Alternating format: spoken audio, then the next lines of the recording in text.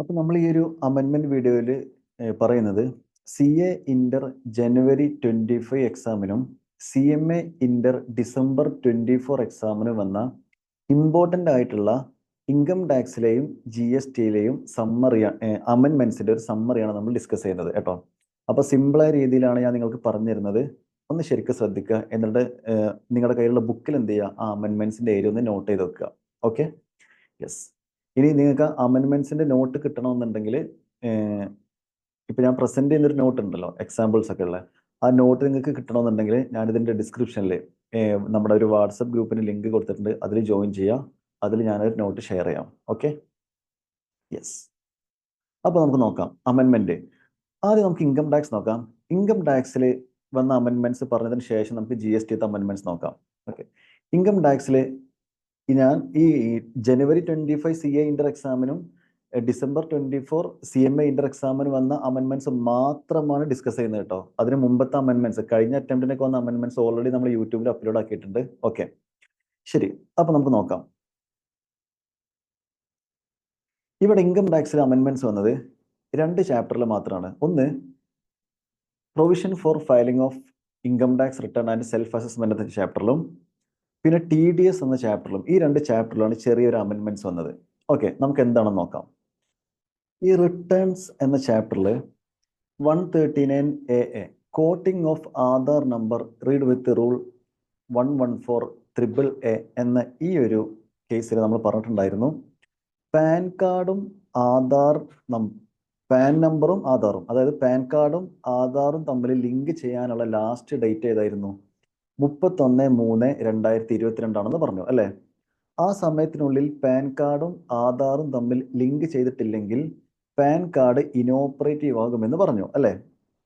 ഇനി ഇങ്ങനെ pan card inoperative ആയി കഴിഞ്ഞാൽ, പാൻ കാർഡ് ഇനോപ്പറേറ്റീവ് എന്ന് പറഞ്ഞു. പാൻ കാർഡ് ഇനോപ്പറേറ്റീവ് ആയി കഴിഞ്ഞാൽ ഇവിടെ നമ്മൾ 4 കോൺസിക്വൻസ് പഠിച്ചു അല്ലേ? ഒന്ന്, ആ ഇനോപ്പറേറ്റീവ് ആയ പീരീഡിൽ റീഫണ്ട് കിട്ടൂല. ഇനോപ്പറേറ്റീവ് ആയ പീരീഡിൽ റീഫണ്ടിന്റെ മുകളിൽ ഇൻട്രസ്റ്റ് കിട്ടൂല. പിന്നെ പറഞ്ഞ 2 പോയിന്റ് ആയിരുന്നു, പാൻ കാർഡ് ഇനോപ്പറേറ്റീവ് ആയി കഴിഞ്ഞാൽ 206 നമ്മൾ T D S T C S advance tax എന്നുള്ള ചാപ്റ്ററിൽ പഠിച്ച സെക്ഷൻ ആയിരുന്നു അല്ലേ? പാൻ കാർഡ് ഇനോപ്പറേറ്റീവ് ആയി കഴിഞ്ഞാൽ 206 പ്രകാരം ഹയർ റേറ്റിൽ ടി ഡി എസ് വരും. അതേപോലെ 206 പ്രകാരം ഹയർ റേറ്റിൽ ടി സി എസ് വരും. ഇത്രയും കോൺസിക്വൻസ് ഉണ്ടായിരുന്നു പാൻ കാർഡ് ഇനോപ്പറേറ്റീവ് ആയി കഴിഞ്ഞാൽ അല്ലേ? ഇനി ഇവിടെ പറയുന്നത്, പിന്നെ പറഞ്ഞു ഈ പറയപ്പെട്ട കോൺസിക്വൻസ് ഒക്കെ എന്ന് മുതലേ വരുള്ളൂ? ജൂലൈ 7, 2023 മുതലേ അപ്ലിക്കബിൾ ആവുള്ളൂ എന്നും പറഞ്ഞു. ഓക്കെ, ഇനി നമുക്ക് ചെറിയൊരു റിലാക്സേഷൻ തന്നിട്ടുണ്ട്. ചെറിയൊരു റിലാക്സേഷൻ. ആ റിലാക്സേഷൻ ആണ് ഇവിടെ അമെൻമെന്റ് ആയിട്ട് വന്നത്. എന്താണ് ഇപ്പൊ ഇവിടെ പറഞ്ഞത്? എന്ന് മുതലാണ് ഈ കോൺസിക്വൻസ് വരിക? 1/7/2023 മുതലാണ് ഈ പറയപ്പെട്ട കോൺസിക്വൻസ് വരിക എന്ന് പറഞ്ഞു അല്ലേ? ഇനി ഇവിടെ ഒരു റിലാക്സേഷൻ തന്നു. റിലാക്സേഷൻ തന്നത് ഈ 2 കേസിലാണ് നമുക്കൊരു റിലാക്സേഷൻ തന്നത്. അതെന്താണെന്ന് വെച്ചാൽ ശ്രദ്ധിക്കാം. ഇപ്പോ ഒരാളുടെ പാൻ കാർഡ് ഇനോപ്പറേറ്റീവ് ആയിട്ടുണ്ടായിരുന്നു. പക്ഷെ അയാൾ പിന്നീട് ആ പാനും ആധാറൊക്കെ ലിങ്ക് ചെയ്തപ്പോൾ അയാളുടെ പാൻ കാർഡ് വീണ്ടും ഓപ്പറേറ്റീവ് ആയി. എന്നാ പാൻ കാർഡ് ഓപ്പറേറ്റീവ് ആയത്? പാൻ കാർഡ് ഓപ്പറേറ്റീവ് ആയത് ഓൺ ഓർ ബിഫോർ 31/5/2024. അപ്പോൾ ഈ ഒരു ഡേറ്റ് ആയപ്പോഴേക്ക് ഈ ഇനോപ്പറേറ്റീവ് ആയ പാൻ കാർഡ് വീണ്ടും ഓപ്പറേറ്റീവ് ആയിട്ടുണ്ട്. കാരണം അയാൾ പാൻ കാർഡും ആധാറും തമ്മിൽ പിന്നീട് ലിങ്ക് ചെയ്തു. അങ്ങനെയാണെങ്കിൽ ഇവിടെ പറയാണ്, ഈ വ്യക്തി ഉണ്ടല്ലോ 31/3/2024 വരെ ചെയ്യുന്ന ട്രാൻസാക്ഷൻസ് ഒക്കെ ഉണ്ടല്ലോ, ആ ട്രാൻസാക്ഷൻസിനൊന്നും ഹയർ റേറ്റിൽ ടി ഡി എസും ഹയർ റേറ്റിൽ ടി സി എസും വരില്ല എന്നാണ് പറയുന്നത്. അപ്പൊ ആ ഒരു പോയിന്റ് മാത്രമേ ഉള്ളൂ. Higher rate of T D S അല്ലെങ്കിൽ higher rate of T C S നമ്മളിവിടെ പഠിച്ചു. Higher rate of T D എസും higher rate of T C എസും. ഈ higher rate of T D എസും ടി സി എസും വരില്ല. Not applicable. ഏതിന്? For transaction up to 31/3/2024. അപ്പൊ 31/3/2024 വരെയുള്ള ട്രാൻസാക്ഷൻസ് ഒന്നും higher rate of T D എസും ടി സി എസും അപ്ലിക്കബിൾ അല്ല. എങ്ങനെയാണെങ്കിൽ ഈ പറയപ്പെട്ട വ്യക്തിയുടെ പാൻ കാർഡ് ഓപ്പറേറ്റീവ് ആകണം. എപ്പോൾ ഓപ്പറേറ്റീവ് ആകണം? ബിഫോർ 31/5/2024 കേട്ടോ. അപ്പൊ ഈ ഒരു പോയിന്റ് ആണ് ലേറ്റസ്റ്റ് വന്ന ഒരു അമെൻമെന്റ് ഈ ഏരിയയിൽ വരുന്നത് കേട്ടോ. ഒന്ന് ഓർത്ത് വെക്കുക.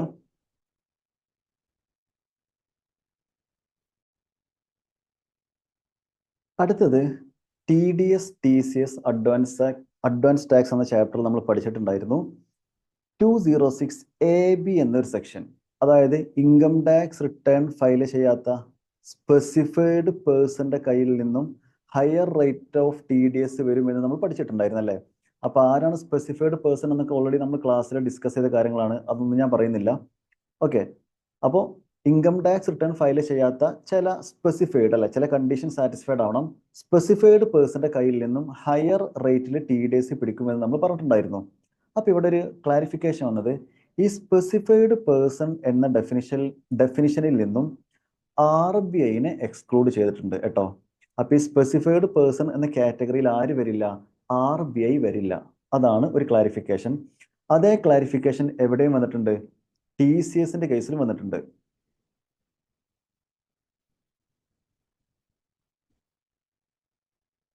TCSൽ 206CCA ഇവിടെ പറയുന്നുണ്ട്, higher rate of TCS for non filers of income tax return.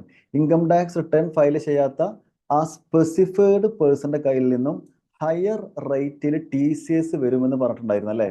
ഇവിടെയും ഈ സ്പെസിഫൈഡ് പേഴ്സൺസിന്റെ ഡെഫിനിഷനിൽ നിന്നും RBIനെ ഒഴിവാക്കിയിട്ടുണ്ട് കേട്ടോ. അപ്പൊ ആ സ്പെസിഫൈഡ് പേഴ്സൺ എന്ന ഡെഫിനിഷനിൽ RBI വരില്ല. ഓക്കെ, ഇതാണ് TDSൽ വന്നൊരു അമെന്റ്മെന്റ്. ഇനി ഞാൻ പറയാൻ പോകുന്ന അമെന്റ്മെന്റ് CMA ഇന്ററിന് മാത്രമേ ഉള്ളൂ കേട്ടോ. കാരണം 194O എന്ന സെക്ഷൻ ECOയുടെ കേസിൽ TDS പിടിക്കുന്നതിനെ പറ്റിയാണ് ഇനി ഞാൻ പറയാൻ പോകുന്നത്. അത് CMA ഇന്ററിനേ ഉള്ളൂ. CA ഇന്ററിന്റെ പുതിയ സിലബസിൽ നിന്നും ഇപ്പൊ അത് ഒഴിവാക്കിയിട്ടുണ്ട്. അപ്പൊ നമ്മൾ അത് നോക്കേണ്ട ആവശ്യമില്ല. CMA ഇന്ററിന്റെ സ്റ്റുഡൻസ് അത് നോക്കുക കേട്ടോ. യെസ്, അപ്പോൾ CA ഇന്റർ സ്റ്റുഡന്റ് ഇനി ഞാൻ പറയാൻ പോകുന്നതൊന്ന് സ്കിപ്പ് അടിച്ചേക്ക് കേട്ടോ. CA ഇന്റർ ഒന്ന് സ്കിപ്പ് അടിച്ചേക്ക്. CMA ഇന്റർ മാത്രം ഇനി ഞാൻ പറയാൻ പോകുന്നത് കേട്ടാൽ മതി. ഓക്കെ,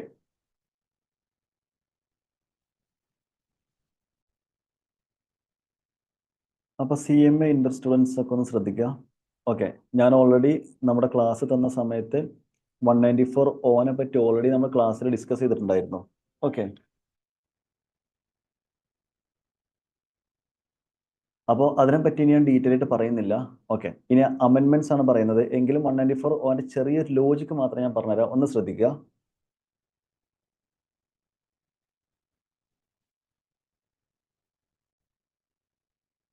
അപ്പൊ ഇതിന്റെ ചെറിയൊരു ലോജിക്ക് ഞാൻ പറഞ്ഞുതരാണ്. ഓക്കെ, ബാക്കിയെല്ലാം നമ്മൾ ക്ലാസ്സിൽ ഡിസ്കസ് ചെയ്ത കാര്യങ്ങളാണ് കേട്ടോ. എങ്കിലും അമെന്റ്മെന്റിലോട്ട് പോകാൻ വേണ്ടിയിട്ട് ചെറിയൊരു ക്ലാരിഫിക്കേഷൻ തരാണ്. 194O എന്ന സെക്ഷനിൽ നമ്മൾ പഠിച്ചത്, ഇവിടെ ഒരു സെല്ലർ ഉണ്ടല്ലേ, സെല്ലർ. ഈ സെല്ലറിനെ പറയുന്ന പേരാണ് ഇ-കൊമേഴ്സ് പാർട്ടിസിപ്പന്റ്.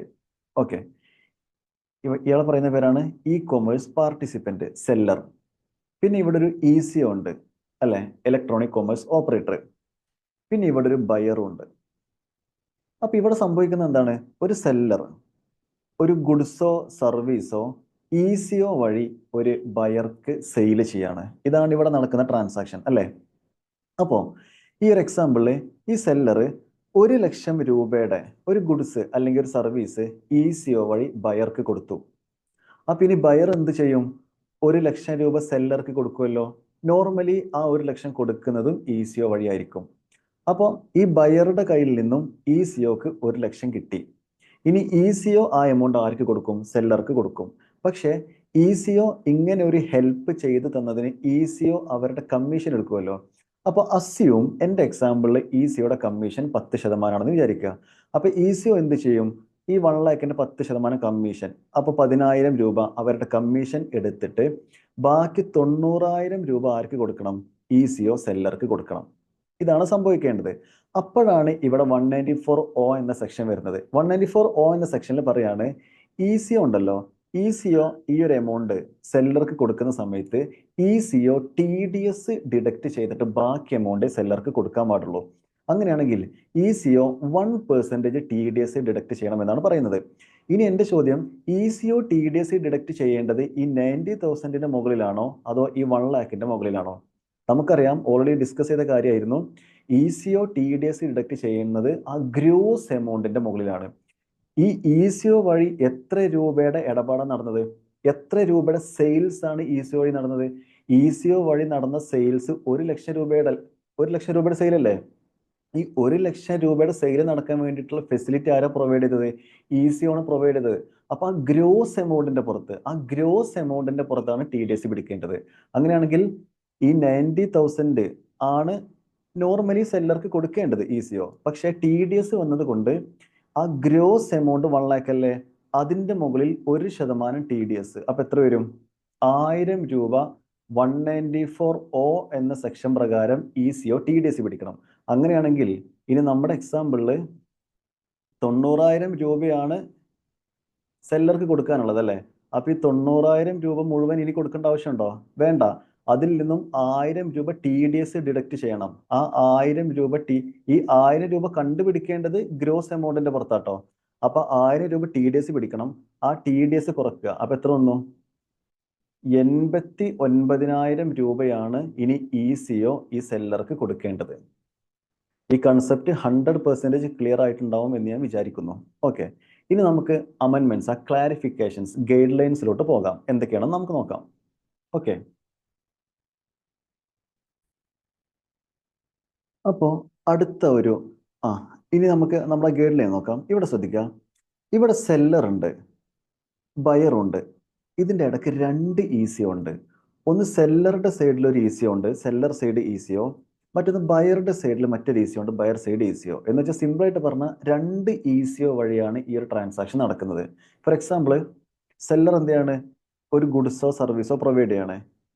ഈ ഫസ്റ്റത്തെ ECO വഴി പ്രൊവൈഡ് ചെയ്തു, അത് രണ്ടാമത്തെ ECO വഴി പോയിട്ട് പിന്നെയാണ് അത് ബയറുടെ അടുത്ത് എത്തിയത്. എന്ന് വെച്ചാൽ ഈ ട്രാൻസാക്ഷൻ 2 ECO വഴിയാണ് ബയറുടെ അടുത്ത് എത്തിയത്.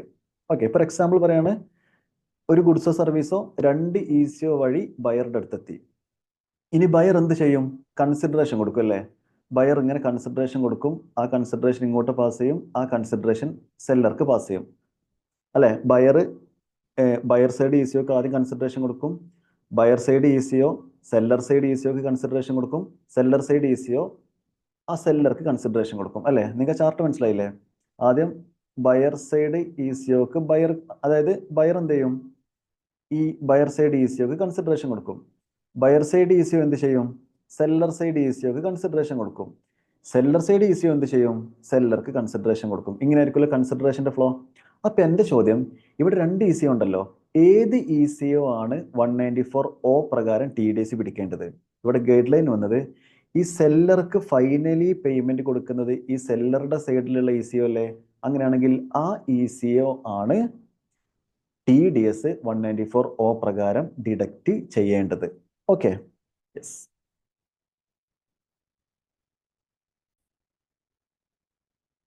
ഇനി അടുത്തൊരു ഗൈഡ് ലൈൻ ആണ്, ഒന്ന് ശ്രദ്ധിക്കുക. ഇവിടെ ഒരു സെല്ലർ ഉണ്ട്. ഈ സെല്ലർ എന്താണ്? ECO വഴി 2 ECO ഉണ്ട്. ECO വഴി ഒരു ബയർക്ക് ഒരു ഗുഡ്സ് അല്ലെങ്കിൽ സർവീസ് പ്രൊവൈഡ് ചെയ്യാണ്. ഓക്കെ, ഗുഡ്സ് എന്ന് വിചാരിക്കുക. ഒരു ഗുഡ്സ് സപ്ലൈ ചെയ്യാണ്. ഈ ഗുഡ്സിന്റെ പ്രൈസ് ആക്ച്വലി 100 രൂപയാണ് കേട്ടോ. ഈ സെല്ലർ സെയിൽ ചെയ്യുന്ന ഗുഡ്സിന്റെ പ്രൈസ് ആക്ച്വലി 100 രൂപയാണ്. പിന്നെ അതിന്റെ പാക്കിംഗ് ചാർജ് 10 രൂപയാണ്. പിന്നെ ഇതിന്റെ ഇടനിലക്കാരായിട്ട് 2 ECO അല്ലേ, അവരുടെ കമ്മീഷൻ 1 രൂപ കമ്മീഷൻ. ഫസ്റ്റത്തെ ECOന്റെ കമ്മീഷൻ 1 രൂപ, രണ്ടാമത്തെ ECOന്റെ കമ്മീഷൻ 1 രൂപ. ഓക്കെ, അപ്പോൾ പ്രൊഡക്റ്റിന്റെ പ്രൈസ് 100 രൂപയാണ്, പാക്കിംഗ് ചാർജ് 10 രൂപയാണ്. ഓരോ ECOയുടെയും കമ്മീഷൻ കൊടുക്കണമല്ലോ, 1 രൂപ. അപ്പോൾ ടോട്ടൽ 112 രൂപയാണ് കസ്റ്റമറുടെ കയ്യിൽ നിന്ന് കളക്ട് ചെയ്യേണ്ടത്. അപ്പോൾ പ്രൊഡക്റ്റിന്റെ പ്രൈസ് 100 രൂപയുള്ളൂ. പക്ഷെ ഈ അഡീഷണൽ പാക്കിംഗ് ചാർജും കമ്മീഷൻ എല്ലാം കൂട്ടിയിട്ട് കസ്റ്റമറുടെ കയ്യിൽ നിന്ന് എത്ര കളക്ട് ചെയ്യുന്നുണ്ട്? 112 രൂപ വാങ്ങുന്നുണ്ട്. ഓക്കെ, അപ്പൊ ഈ ഗുഡ്സ് ബയർക്ക് സപ്ലൈ ചെയ്തു. ഇനി ബയറുടെ കയ്യിൽ നിന്ന് എത്ര വാങ്ങും? ബയറുടെ കയ്യിൽ നിന്ന് ഈ ബയറുടെ സൈഡിലുള്ള ECO എത്ര രൂപ വാങ്ങും? കൺസിഡറേഷൻ 112 രൂപ വാങ്ങും. ക്ലിയർ ആണല്ലോ? 112 രൂപ വാങ്ങും. ഇനി ECO എന്ത് ചെയ്യും? ECO അവരുടെ കമ്മീഷൻ അസ്യൂം ചെറിയൊരു എമൗണ്ട് എടുക്കാണ്, 1 രൂപ. അവരുടെ കമ്മീഷൻ 1 രൂപ,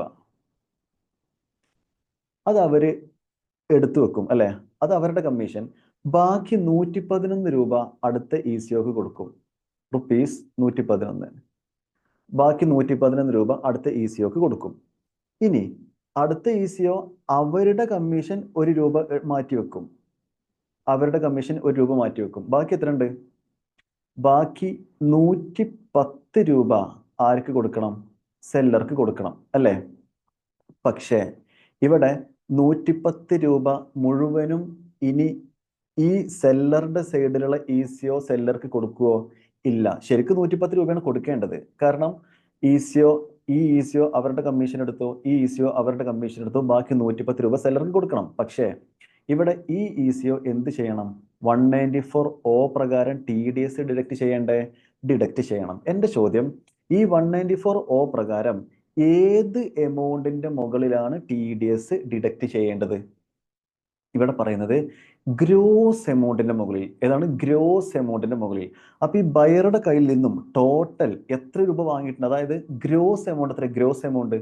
ഗ്രോസ് എമൗണ്ട് എന്ന് പറയുന്നത് ഇവിടെ 112 രൂപയാണ്. ആ ഗ്രോസ് എമൗണ്ടിന്റെ മുകളിൽ 1% TDS ഡിഡക്ട് ചെയ്യണം. അപ്പൊ എത്ര വരും? 1.12. ഇത്രയും എമൗണ്ട് ആണ് TDS ആയിട്ട് ഡിഡക്ട് ചെയ്യേണ്ടത്. അങ്ങനെയാണെങ്കിൽ ഇവിടെ 110 രൂപ അല്ലെ, ഇതല്ലേ സെല്ലർക്ക് കൊടുക്കാനുള്ള എമൗണ്ട്. ഈ 110ൽ നിന്നും 1.12 രൂപ TDS ഡിഡക്ട് ചെയ്യണം. എന്നിട്ട് ബാക്കി വരുന്ന എമൗണ്ട് എത്ര വരുന്നുണ്ട്? 110 മൈനസ് 1.12 കുറച്ച ബാക്കി 108.88. ഈ ഒരു എമൗണ്ട് ആണ് സെല്ലർക്ക് ഈ ഇസിഒ കൊടുക്കേണ്ടത്. ക്ലിയർ ആണോ? 100% ക്ലിയർ ആയിട്ടുണ്ടാവും ഞാൻ വിചാരിക്കുന്നു. അപ്പൊ ഇതാണ് ഇവിടുത്തെ ക്ലാരിഫിക്കേഷൻ. ഇതാണ് ഈ വോൾ എമൗണ്ട് ആ ഗ്രോസ് എമൗണ്ടിന്റെ പുറത്താണ് ഇസിഒ TDS പിടിക്കേണ്ടത്. Okay, yes.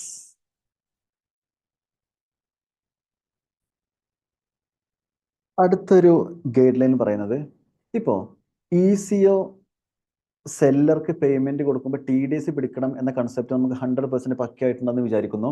ഇനി ഇവിടെ പറയുന്നത്, ഇപ്പൊ ഒരു ഇൻവോയ്സ് ഇതാട്ടോ. ഒരു സെല്ലർ ഇസിഒ വഴി സപ്ലൈ ചെയ്ത ഒരു പ്രൊഡക്റ്റിന്റെ ഇൻവോയ്സ് ഇതാണ്. പ്രൊഡക്റ്റിന്റെ പ്രൈസ് 1,00,000 രൂപയാണ്. GST കോമ്പണന്റ് ഉണ്ടെന്ന് വിചാരിക്കുക. ഇപ്പൊ 12% GST 12,000, ടോട്ടൽ 1,12,000. അങ്ങനെയാണെങ്കിൽ 194 പ്രകാരം TDS ഡിഡക്ട് ചെയ്യേണ്ടത്, എൻ്റെ ചോദ്യം, ഈ 1,00,000 മുകളിലാണോ അതോ 1,12,000 മുകളിലാണോ TDS ഡിഡക്ട് ചെയ്യേണ്ടത്? 194 പ്രകാരം TDS ഡിഡക്ട് ചെയ്യേണ്ടത് ഈ 1,00,000 മുകളിലാണ് 194 പ്രകാരം TDS ഡിഡക്ട് ചെയ്യേണ്ടത്. കാരണം GST കോമ്പണന്റ് മുകളിൽ TDS അതായത് ഈ 1,00,000 അതിന്റെ മുകളിലാണ് TDS ഡിഡക്ട് ചെയ്യേണ്ടത്. GSTയുടെ മുകളിൽ TDS പിടിക്കേണ്ട ആവശ്യം ഇല്ല. എന്നാൽ ഇപ്പോൾ അഡ്വാൻസ് കൊടുക്കുകയാണെങ്കിലോ? അഡ്വാൻസ് കൊടുക്കുകയാണ്. കാരണം നമ്മൾ 194 പ്രകാരം TDS പിടിക്കേണ്ടത് payment or credit which is earlier അല്ലേ? ഓക്കെ, അങ്ങനെയാണെങ്കിൽ ഇപ്പോൾ അഡ്വാൻസ് കൊടുക്കാന്ന് വിചാരിക്കുക. ഫോർ എക്സാമ്പിൾ, സെല്ലർക്ക് ഒരു 80,000 രൂപ അഡ്വാൻസ് കൊടുക്കുകയാണ്. അപ്പൊ ഈ അഡ്വാൻസ് കൊടുക്കുന്ന സമയത്ത് ഈ അഡ്വാൻസ് പേയ്മെന്റിൽ പ്രൊഡക്റ്റിന്റെ പ്രൈസ് എത്രയാണ്, GSTയുടെ കോമ്പണന്റ് എത്രയാണെന്നുള്ള ആ ഒരു സ്പ്ലിറ്റപ്പ് ഉണ്ടാവില്ലല്ലോ അഡ്വാൻസ് ഒക്കെ കൊടുക്കുന്ന സമയത്ത്. എന്ന് വെച്ചാൽ ഇൻവോയ്സ് കിട്ടുന്നതിന് മുമ്പേ പേയ്മെന്റ് കൊടുക്കുകയാണ്, അതാ ഉദ്ദേശിക്കുന്നത് കേട്ടോ. ഇൻവോയ്സ് കിട്ടുന്നതിന് മുമ്പേ പേയ്മെന്റ് കൊടുക്കുകയാണ്. അങ്ങനെയുള്ള സിറ്റുവേഷനിൽ ഈ എമൗണ്ടിൽ GSTയുടെ കോമ്പണന്റ് എത്രയാണെന്ന് നമുക്ക് തിരിച്ചറിയാൻ പറ്റൂലല്ലോ. അങ്ങനെയാണെങ്കിൽ ആ വോൾ എമൗണ്ട് 80,000 മുകളിലും എന്ത് ചെയ്യണം? 194 പ്രകാരം TDS പിടിക്കണം. അപ്പൊ ബില്ലില് GSTയുടെ കോമ്പണന്റ് സെപ്പറേറ്റ് ഉണ്ടെങ്കിൽ ആ GSTയുടെ കോമ്പണന്റ് ഒഴിവാക്കിയിട്ട് ബാക്കി എമൗണ്ടിന്റെ പുറത്ത് TDS പിടിക്കണം. ഇനി GSTയുടെ കോമ്പണന്റ് നമുക്ക് സെപ്പറേറ്റ് അറിയാൻ പറ്റുന്നില്ലെങ്കിൽ ആ വോൾ എമൗണ്ടിന്റെ പുറത്ത് നമ്മൾ എന്ത് ചെയ്യണം? 194 പ്രകാരം TDS പിടിക്കണം. നമ്മളെന്ന് പറയുമ്പോൾ ആര് TDS പിടിക്കണം? ഇസിഒ TDS പിടിക്കണം. Okay, yes.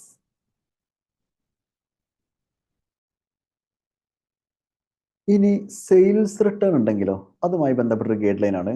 ഫോർ എക്സാമ്പിൾ, ഇവിടെ ഒരു സെല്ലർ ഉണ്ട്, ഇവിടെ ഇസിഒ ഉണ്ട്, ഇവിടെ ബയർ ഉണ്ട്. ഈ ബയറിന്റെ പേര് മിസ്റ്റർ എക്സ് ആണെന്ന് വിചാരിക്കുക. അപ്പൊ ഈ സെല്ലർ എന്ത് ചെയ്തു? ഇസിഒ വഴി 10 ലക്ഷം രൂപയുടെ ഒരു പ്രൊഡക്റ്റ് ബിക്ക് സെയിൽ ചെയ്തു. അപ്പൊ സ്വാഭാവികമായിട്ടും നമുക്കറിയാം, സെല്ലർക്ക് ഇസിഒ പേയ്മെന്റ് കൊടുക്കുന്ന സമയത്ത്, ഇസിഒ സെല്ലർക്ക് പേയ്മെന്റ് കൊടുക്കുന്ന സമയത്ത് TDS ഡിഡക്ട് ചെയ്യണം അല്ലെ?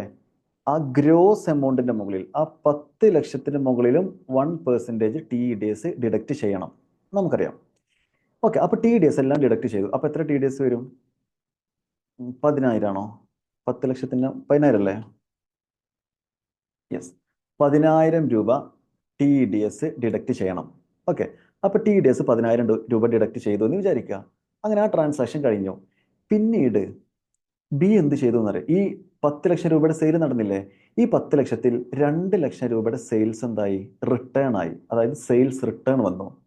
അപ്പൊ എന്താ ചെയ്യാ? 2 ലക്ഷം രൂപയുടെ സെയിൽ റിട്ടേൺ ആയി എന്ന് പറയുമ്പോൾ അപ്പൊ ബാക്കി സെയിൽ എമൗണ്ട് 8 ലക്ഷം അല്ലേ ഉള്ളൂ.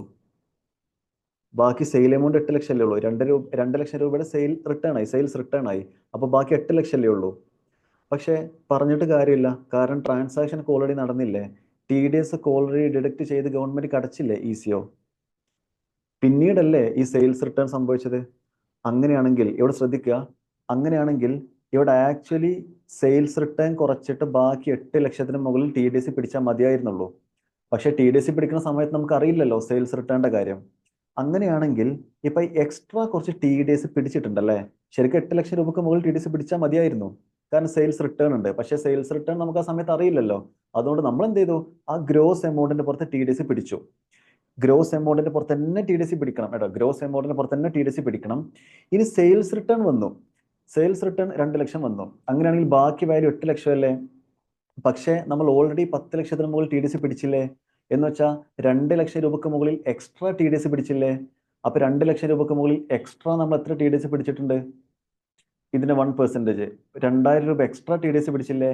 ഈ എക്സ്ട്രാ പിടിച്ച TDS ഉണ്ടല്ലോ, അത് അടുത്ത ട്രാൻസാക്ഷനിൽ അഡ്ജസ്റ്റ് ചെയ്യാണ് ചെയ്യുക. അപ്പൊ ആ എക്സ്ട്രാ പിടിച്ച TDS എന്താ ചെയ്യുക, അത് ഇനി മിസ്റ്റർ എക്സുമായി അടുത്ത വല്ല സെയിൽ ഉണ്ടാവില്ലേ, അപ്പൊ അടുത്ത സെയിൽ നടക്കുന്ന സമയത്ത് ഈ 2000 രൂപ അടുത്ത സെയിലിലെ TDSൽ അഡ്ജസ്റ്റ് ചെയ്യുകയാണ് ചെയ്യാറ്. അങ്ങനെയാണ് നമ്മൾ ചെയ്യേണ്ടത് കേട്ടോ. യെസ്. എന്ന് വെച്ചാൽ ഇനി ഈ എക്സുമായിട്ട് അടുത്ത ഒരു ട്രാൻസാക്ഷൻ ഈ സെല്ലർ ചെയ്യുന്നുണ്ടെങ്കിൽ അപ്പോഴും ECO TDS ഡിഡക്ട് ചെയ്യേണ്ടി വരുമല്ലോ. അപ്പൊ ഇനി ECO TDS ഡിഡക്ട് ചെയ്യുമ്പോൾ 2000 രൂപ ഓൾറെഡി നേരത്തെ പിടിച്ചില്ലേ, അത് കുറച്ചിട്ട് ബാക്കി വരുന്ന TDS എന്താണോ അത് മാത്രം ഡിഡക്ട് ചെയ്താൽ മതി. ഞാൻ പറഞ്ഞ പോയിന്റ് കറക്റ്റ് മനസ്സിലാക്കുക. ഫസ്റ്റത്തെ ട്രാൻസാക്ഷൻ നടന്നപ്പോൾ 2000 രൂപ TDS എക്സ്ട്രാ പിടിച്ചല്ലോ. ഈ 2000 രൂപ ഇനിയിപ്പോ ഒന്നും ചെയ്യാൻ പറ്റൂല. അപ്പൊ ഈ 2000 എന്ത് ചെയ്യാ, അടുത്ത ട്രാൻസാക്ഷൻ എക്സുമായി ബന്ധപ്പെട്ട് ഈ സെല്ലർ അടുത്ത ട്രാൻസാക്ഷൻ ചെയ്യുമ്പോൾ അവിടെയും ECO TDS പിടിക്കേണ്ടി വരുമല്ലോ. പക്ഷെ അവിടെ ഇനി TDS പിടിക്കുമ്പോൾ ഓൾറെഡി പിടിച്ച 2000 രൂപ കുറച്ചിട്ട് ബാക്കി എന്തെങ്കിലും TDS ഉണ്ടെങ്കിൽ മാത്രം അടുത്ത ട്രാൻസാക്ഷന് പിടിച്ചാൽ മതി എന്നാണ് പറയുന്നത്. ഓക്കെ. യെസ്.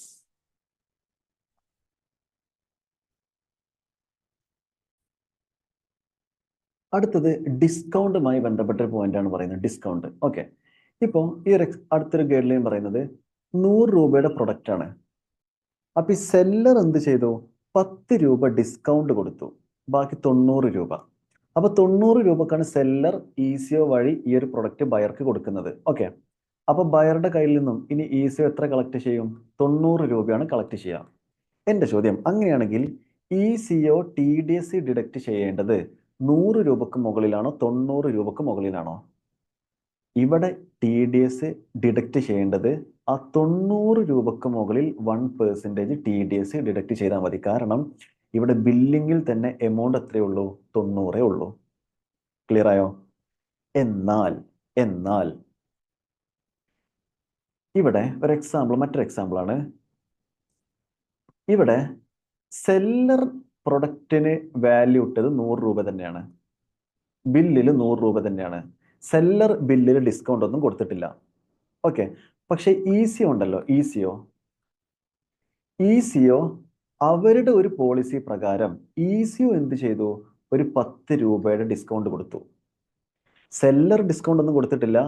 ECO എന്ത് ചെയ്തു, അവരുടെ പോളിസി പ്രകാരം ഒരു 10 രൂപ ഡിസ്കൗണ്ട് കൊടുത്തു. അപ്പൊ ഇനി ബയറുടെ കയ്യിൽ നിന്ന് ECO എത്രയാണ് കളക്ട് ചെയ്യുക, 90 രൂപയാണ് കളക്ട് ചെയ്യുക. കാരണം അത് ECOന്റെ ഡിസ്കൗണ്ട് ആണ്, ECO ഡിസ്കൗണ്ട് കൊടുത്തതാണ്. പക്ഷേ ECO ഡിസ്കൗണ്ട് കൊടുത്തോ ഇല്ലയോ എന്നൊന്നും ആർക്ക് അറിയേണ്ട ആവശ്യമില്ല, സെല്ലർക്ക് അറിയേണ്ട ആവശ്യമില്ല. കാരണം സെല്ലർ ഡിസ്കൗണ്ട് കൊടുത്തിട്ടില്ലല്ലോ. ECO അവരുടെ പോളിസി പ്രകാരം ECO ഡിസ്കൗണ്ട് കൊടുത്തതല്ലേ.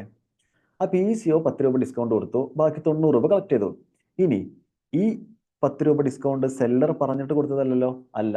അതുകൊണ്ട് തന്നെ ECO സെല്ലർക്ക് എത്ര കൊടുക്കേണ്ടി വരും, 100 രൂപ തന്നെ കൊടുക്കേണ്ടി വരും. ECO സെല്ലർക്ക് 100 രൂപ കൊടുക്കേണ്ടി വരും. 100 രൂപ ഫുള്ള് കൊടുക്കേണ്ടി വരില്ല, കാരണം ECO അവരുടെ കമ്മീഷനൊക്കെ ഉണ്ടെങ്കിൽ അതൊക്കെ കുറച്ചിട്ട് ബാക്കിയായിരിക്കും കൊടുക്കുന്നത്. എന്ന് വെച്ചാൽ ഈ ഡിസ്കൗണ്ടിന്റെ എമൗണ്ട് ആരെ എഫക്റ്റ് ചെയ്യൂല? സെല്ലറിനെ എഫക്റ്റ് ചെയ്യൂല. ഡിസ്കൗണ്ട് ECOയുടെ സ്വന്തം റിസ്കിൽ കൊടുത്തതാണ്. സോ ECO എന്ത് ചെയ്യേണ്ടി വരും? ഈ മുഴുവൻ എമൗണ്ട് തന്നെ 100 രൂപയും സെല്ലർക്ക് കൊടുക്കേണ്ടി വരും. കമ്മീഷൻ ഉണ്ടെങ്കിൽ ആ കമ്മീഷൻ കുറച്ചിട്ട് ബാക്കി കൊടുക്കേണ്ടി വരും. ഓക്കെ, ഈ കേസിൽ ഇവിടെ ഡിസ്കൗണ്ട് കൊടുത്തത് ECO അല്ലേ? അങ്ങനെയാണെങ്കിൽ എൻ്റെ ചോദ്യം, ഇവിടെ ECO TDS ഡിഡക്ട് ചെയ്യേണ്ടത് 90 രൂപക്ക് മുകളിലാണോ 100ന് മുകളിലാണോ? ഇവിടെ ECO TDS ഡിഡക്ട് ചെയ്യേണ്ടത് 100ന് മുകളിൽ 1% TDS ഡിഡക്ട് ചെയ്യണം. കാരണം സെല്ലർ ബില്ലടിച്ചത് എത്ര രൂപക്കാണ്? 100 രൂപക്ക് തന്നെയാണ്. അല്ലാതെ സെല്ലർ എന്ത് ചെയ്തിട്ടില്ല? ഡിസ്കൗണ്ട് കൊടുത്തിട്ടില്ല. അപ്പൊ 100 രൂപക്ക് മുകളിൽ തന്നെ ECO TDS ഡിഡക്ട് ചെയ്യണം കേട്ടോ. അപ്പൊ എത്ര വരും TDS എമൗണ്ട്? 1 രൂപ. ഓക്കെ, നമ്മുടെ എക്സാമ്പിൾ കേട്ടോ. യെസ്, 1 രൂപ TDS ഡിഡക്ട് ചെയ്യണം.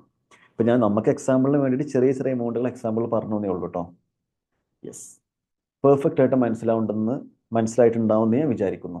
Okay, yes. അടുത്തത് അതും CMAയുടെ സ്റ്റാറ്റ്യൂട്ടറി അപ്ഡേറ്റ്സിൽ വന്ന ഒരു ക്ലാരിഫിക്കേഷൻ ആണ്.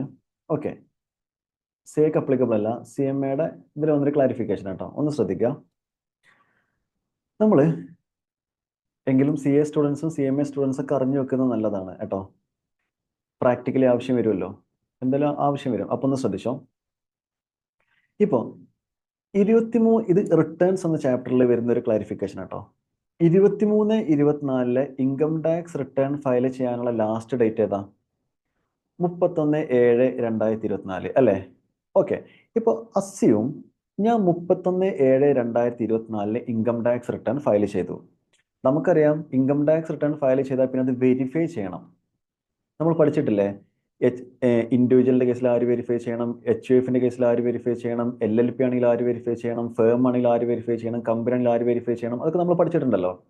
അപ്പൊ ഇൻകം ടാക്സ് റിട്ടേൺ വിത്തിൻ 30 ഡേയ്സിനുള്ളിൽ വെരിഫൈ ചെയ്യണം എന്നതാണ് ലോ പറയുന്നത്.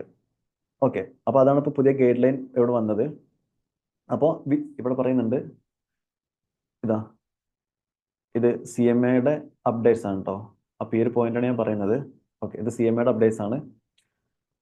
അപ്പോൾ വിത്തിൻ 30 ഡേയ്സിനുള്ളിൽ അതെന്ത് ചെയ്തിരിക്കണം? വെരിഫൈ ചെയ്തിരിക്കണം. ഇപ്പൊ for example 18/8/2024 income tax return verify ചെയ്തത്. ഫയൽ ചെയ്തത് എപ്പോഴാണ്? 31/7/24 അതിനുശേഷം ആ റിട്ടേൺ വെരിഫൈ ചെയ്യേണ്ടത് ആരാണ് എന്നൊക്കെ നമ്മൾ ഓൾറെഡി ക്ലാസ്സിൽ പറഞ്ഞതാണ്. ആര് വെരിഫൈ ചെയ്യണം എന്നൊക്കെ നമ്മൾ ഓൾറെഡി പറഞ്ഞതാണ്. അപ്പൊ എത്ര ദിവസത്തിനുള്ളിൽ വെരിഫൈ ചെയ്യണം? 30 ദിവസത്തിനുള്ളിൽ വെരിഫൈ ചെയ്യണം. അപ്പോൾ ഫോർ എക്സാമ്പിൾ 18/8/2024 വെരിഫൈ ചെയ്തു എന്ന് വെച്ചാൽ ഇൻകം ടാക്സ് റിട്ടേൺ ഫയൽ ചെയ്തിട്ട്, ഇത് ഇൻകം ടാക്സ് റിട്ടേൺ ഫയൽ ചെയ്ത ഡേറ്റ് കേട്ടോ. ഞാൻ അസ്യൂം ഞാൻ ഡ്യൂ ഡേറ്റിനുള്ളിൽ തന്നെ ഫയൽ ചെയ്തു. അപ്പോൾ നമ്മൾ ഡ്യൂ ഡേറ്റ് അല്ല നോക്കേണ്ടത്, ഫയൽ ചെയ്ത ഡേറ്റിന്റെ അവിടെ നിന്ന് 30 ദിവസം. ഇനി ഇപ്പോൾ 31/7/2024 ഞാൻ ഫയൽ ചെയ്തത്. അതുകൊണ്ട് അവിടെ നിന്ന് 30 ഡേയ്സിനുള്ളിൽ ഇത് എന്ത് ചെയ്യണം? വെരിഫൈ ചെയ്യണം. അപ്പോൾ ഞാനൊരു 18/8/2024 ആയപ്പോൾ എന്ത് ചെയ്തു? വെരിഫൈ ചെയ്തു. കറക്റ്റ് ആണ്, റിട്ടേൺ ഫയൽ ചെയ്ത് വിത്തിൻ 30 ഡേയ്സിനുള്ളിൽ വെരിഫൈ ചെയ്തിട്ടുണ്ട്. അങ്ങനെയാണെങ്കിൽ ഒരു കുഴപ്പമില്ല, കറക്റ്റ്, എല്ലാം കറക്റ്റാണ്.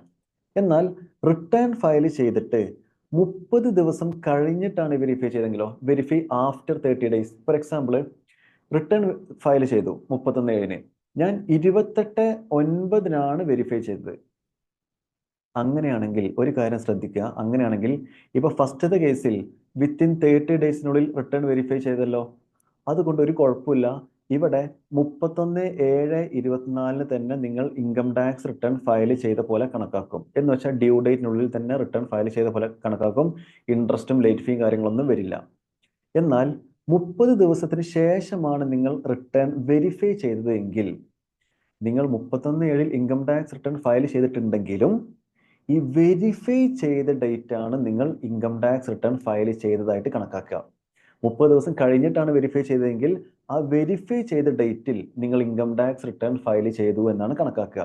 അതുകൊണ്ട് തന്നെ ഡ്യൂ ഡേറ്റ് ഏതാണ്? 31/7 അല്ലേ? അത് കഴിഞ്ഞതിന് ശേഷമല്ലേ നിങ്ങൾ അപ്പോൾ റിട്ടേൺ ഫയൽ ചെയ്തത് അല്ലേ? ശരിക്കും നിങ്ങൾ എപ്പോൾ റിട്ടേൺ ഫയൽ ചെയ്തിട്ടുണ്ട്? 31/7 റിട്ടേൺ ഫയൽ ചെയ്തിട്ടുണ്ട്. പക്ഷേ 30 ദിവസം കഴിഞ്ഞിട്ടാണ് വെരിഫൈ ചെയ്തത്. അതുകൊണ്ട് 31/7 റിട്ടേൺ ഫയൽ ചെയ്ത പോലെ അല്ല കണക്കാക്കുക. 28/9 റിട്ടേൺ ഫയൽ ചെയ്ത പോലെ കണക്കാക്കും. അതുകൊണ്ട് ഡ്യൂ ഡേറ്റ് കഴിഞ്ഞു പോയി. അപ്പൊ നിങ്ങൾക്ക് അവിടെ നമ്മൾ പഠിച്ച റിട്ടേൺ ഫയൽ ചെയ്തിട്ടില്ലെങ്കിൽ നമ്മൾ പഠിച്ചില്ലേ, ഇൻട്രസ്റ്റ് വരും 1% വെച്ചിട്ട്, പിന്നെ ലേറ്റ് ഫീ വരും, അതൊക്കെ വരും. ഇനി ഒരാൾ റിട്ടേൺ 31 ഫയൽ ചെയ്തു, പക്ഷെ ഇതുവരെ അയാൾ എന്ത് ചെയ്തിട്ടില്ല, അത് വെരിഫൈ ചെയ്തിട്ടില്ല. അങ്ങനെ വെരിഫൈ ചെയ്തിട്ടില്ലെങ്കിൽ ആ റിട്ടേൺ ഇതുവരെ വെരിഫൈ ചെയ്തില്ല, 30 ദിവസമൊക്കെ കഴിഞ്ഞ് കുറേ കഴിഞ്ഞു, വെരിഫൈയേ ചെയ്തിട്ടില്ല. അങ്ങനെയാണെങ്കിൽ ആ റിട്ടേൺ എന്തായിട്ട് കണക്കാക്കും? ഇൻവാലിഡ് റിട്ടേൺ ആയിട്ട് കണക്കാക്കും. ക്ലിയർ ആണോ? ഇൻവാലിഡ് റിട്ടേൺ ആയിട്ട് കണക്കാക്കിയാൽ അവിടെ എന്ത് വരും? ലേറ്റ് ഫീയും ഫൈനും കാര്യങ്ങളും ഇൻട്രസ്റ്റ് ഒക്കെ വരും. അപ്പൊ അത് വെരിഫിക്കേഷനേ ചെയ്തിട്ടില്ലെങ്കിൽ അത് എന്തായിട്ട് കണക്കാക്കും? ഇൻവാലിഡ് റിട്ടേൺ ആയിട്ട് കണക്കാക്കും. അപ്പൊ ഇൻവാലിഡ് റിട്ടേൺ ആയുള്ള കോൺസിക്വൻസ് എന്തൊക്കെയാണോ അതൊക്കെ ഇവിടെ വരും. ഇൻട്രസ്റ്റും ലേറ്റ് ഫീയും കാര്യങ്ങളൊക്കെ വരും. Okay, yes. പിന്നെ ഇൻവാലിഡ് റിട്ടേൺ ആയ വേറെ പ്രശ്നം എന്താ? അതായത് നമുക്ക് ഈ വർഷത്തെ ലോസുകളൊന്നും അടുത്ത വർഷത്തേക്ക് ക്യാരി ഫോർവേഡ് ചെയ്യാനൊന്നും പറ്റൂലല്ലോ. കാരണം റിട്ടേൺ ഒക്കെ ഡ്യൂ ഡേറ്റിനുള്ളിൽ ഫയൽ ചെയ്താലല്ലേ നമുക്ക് ഈ വർഷത്തെ ലോസുകളൊക്കെ അടുത്ത വർഷത്തേക്ക് ക്യാരി ഫോർവേഡ് ചെയ്യാൻ പറ്റുള്ളൂ. അപ്പൊ അങ്ങനത്തെ പ്രശ്നങ്ങളൊക്കെ ഇവിടെ ഉണ്ട്. അപ്പൊ അങ്ങനത്തെ പ്രശ്നങ്ങളൊന്നും ഇല്ലാതിരിക്കാൻ ഒറ്റ വഴിയുള്ളൂ, റിട്ടേൺ ഫയൽ ചെയ്ത് വിത്തിൻ 30 ഡേയ്സിനുള്ളിൽ നമ്മൾ എന്ത് ചെയ്യുക? ആ റിട്ടേൺ വെരിഫൈ ചെയ്യാം. Okay, yes, very good. അപ്പോ ഇപ്പൊ ഞാൻ പറഞ്ഞുണ്ടല്ലോ, ഇത് ഇവിടെ CMAയുടെ സപ്ലിമെന്ററി ആയിട്ട് വന്ന അപ്ഡേഷൻസ് ആണ്. അപ്പൊ ഇതെല്ലാം ഇപ്പൊ ഞാൻ പറഞ്ഞ ECയുടെ കേസ് 194O എന്ന ECയുടെ കേസും അതേപോലെ ഈ പറഞ്ഞതും അത് രണ്ടും CMA സ്റ്റുഡൻസിന്റെ സപ്ലിമെന്ററിയിൽ വന്ന കാര്യങ്ങളാണ്. ഓക്കെ, എന്നാൽ ആദ്യം പറഞ്ഞ കാര്യങ്ങൾ CAക്കും CMAക്കും ഒക്കെ ബാധകമാണ് കേട്ടോ. അപ്പൊ ഇത്രയേ ഉള്ളൂ ഇൻകം ടാക്സിൽ വന്ന അപ്ഡേറ്റ്സ്. ഇമ്പോർട്ടന്റ് ആയിട്ട് ഇൻകം ടാക്സിൽ വന്ന അപ്ഡേറ്റ്സ് ഇത്രയേ ഉള്ളൂ. ക്ലിയർ ആയോ? അപ്പോൾ CMA സ്റ്റുഡൻസിന് ഡീറ്റെയിൽ ആയിട്ടുള്ള ക്ലാരിഫിക്കേഷൻ കിട്ടണമെന്നുണ്ടെങ്കിൽ ഈ സപ്ലിമെന്ററി CMAയുടെ വെബ്സൈറ്റിലുണ്ട്, അവിടെ പോയിട്ട് ഡൗൺലോഡ് ചെയ്തിട്ട് നിങ്ങൾക്ക് ഡീറ്റെയിൽ ആയിട്ടുള്ള നോട്ട്സ് കിട്ടും കേട്ടോ. ഓക്കെ, അപ്പൊ ഇത്രയേ ഉള്ളൂ ഇൻകം ടാക്സിൽ വന്ന അമെൻമെന്റ്സ്. ഓക്കെ, ഇനി നമ്മൾ ഡിസ്കസ് ചെയ്യാൻ പോകുന്നത് GSTയിൽ വന്ന എന്തൊക്കെയാണ് അമെൻമെന്റ്സ് എന്നുള്ളതാണ്. അപ്പൊ ആദ്യം ശ്രദ്ധിക്കേണ്ടത് ഈ വരുന്ന January 25 CA ഇന്ററിന്റെ സ്റ്റാറ്റ്യൂട്ടറി അപ്ഡേറ്റ്സിൽ വന്ന അമെൻമെന്റ്സുകളാണ് നമ്മളിവിടെ ഡിസ്കസ് ചെയ്യാൻ പോകുന്നത്. CMA ഇന്റർ December 24 വേണ്ടിയിട്ട് പ്രത്യേകിച്ച് GSTയിൽ സ്റ്റാറ്റ്യൂട്ടറി അപ്ഡേറ്റ്സ് ഒന്നും വന്നിട്ടില്ല. സോ ഞാനിവിടെ പറയുന്നത് CA Inter Jan 25 applicable. CMA Inter December 24 പ്രത്യേകിച്ച് GSTയിൽ പുതുതായിട്ട് ഡിസംബർ എക്സാമിന് വേണ്ടി പുതിയ അപ്ഡേഷൻസ് ഒന്നും വന്നിട്ടില്ല. ഓക്കെ, അപ്പൊ ഈ ഒരു ക്ലാരിഫിക്കേഷൻ CA ഇന്ററിന്റെ അപ്ഡേറ്റ്സ് ആണ്. ഓക്കെ, അപ്പൊ ഒന്ന് ശ്രദ്ധിച്ചോളൂ, നമുക്ക് ഓരോന്നോരോന്നും ഡിസ്കസ് ചെയ്യാം. GSTയിൽ ഫസ്റ്റ് ചാപ്റ്റർ 2 സപ്ലൈ അണ്ടർ GSTയിൽ കുറച്ച് അഡീഷൻസ് വന്നിട്ടുണ്ട്. ITCയിൽ 1-2 ചെറിയ ക്ലാരിഫിക്കേഷൻ വന്നിട്ടുണ്ട്. ടൈം ഓഫ് സപ്ലൈയിൽ ഒരു ക്ലാരിഫിക്കേഷൻ ഉണ്ട്. ആകെ ഈ ഒരു 3 ചാപ്റ്ററിൽ മാത്രമേ ഒരു അഡീഷൻസ് വന്നിട്ടുള്ളൂ. ആദ്യം നമുക്ക് ഓരോന്നോരോന്ന് നോക്കാം. First one, supply under GST എന്നുള്ള ചാപ്റ്ററിലെ മെയിൻ ആയിട്ട് വന്ന ഒരു ക്ലാരിഫിക്കേഷൻ എന്ന് പറയുന്നത് വാറന്റി പീരീഡിൽ ചെയ്ത് കൊടുക്കുന്ന സർവീസിനെ പറ്റിയാണ്. ഇപ്പൊ എക്സാമ്പിൾ പറയുകയാണെന്നുണ്ടെങ്കിൽ നമ്മളൊരു മൊബൈൽ ഫോൺ പർച്ചേസ് ചെയ്യാണ്. അപ്പൊ ഈ മൊബൈൽ ഫോൺ പർച്ചേസ് ചെയ്യുമ്പോൾ അതിന് വാറന്റി ഉണ്ടാവും അല്ലേ? എന്താ ഈ വാറന്റി കൊണ്ട് ഉദ്ദേശിക്കുന്നത്? ഇപ്പോൾ മൊബൈൽ ഫോൺ പർച്ചേസ് ചെയ്യുമ്പോൾ 1 വർഷം വാറന്റി ഉണ്ടെങ്കിൽ ആ 1 വർഷത്തിനുള്ളിൽ നമ്മുടെ മൊബൈൽ ഫോണിന് എന്തെങ്കിലും കേട് വരികയാണ് എന്നുണ്ടെങ്കിൽ അത് അവർ നന്നാക്കി തരും, ഫ്രീ ആയിട്ട് നന്നാക്കി തരും അല്ലേ? ഇതിനാണ് നമ്മൾ വാറന്റി പീരീഡിൽ ചെയ്തു തരുന്ന സർവീസ് എന്ന് പറയുന്നത്. അപ്പൊ ഈ വാറന്റി പീരീഡിൽ ചെയ്തു തരുന്ന സർവീസിന് GST ഉണ്ടോ എന്നുള്ളതാണ് ഇവിടെ ഈ ക്ലാരിഫിക്കേഷനിൽ പറയുന്നത് കേട്ടോ. വാറന്റി പീരീഡിൽ കസ്റ്റമേഴ്സിന് ചെയ്ത് കൊടുക്കുന്ന സർവീസിന്, അല്ലെങ്കിൽ വാറന്റി പീരീഡിൽ കസ്റ്റമേഴ്സിന് എന്തെങ്കിലും പാർട്സ് ഒക്കെ മാറ്റി കൊടുക്കുകയാണെങ്കിൽ ആ ഒരു ആക്ടിവിറ്റിക്ക് GST ഉണ്ടോ എന്നുള്ളത് മാത്രമാണ് ഇവിടെ ഡിസ്കസ് ചെയ്യുന്നത്. അപ്പൊ ഇവിടെ കുറച്ച് കേസസ് ആണ് കൊടുത്തിട്ടുണ്ട്, ആ കേസസ് ആണ് നമ്മൾ ഡിസ്കസ് ചെയ്യുന്നത്. Okay, yes.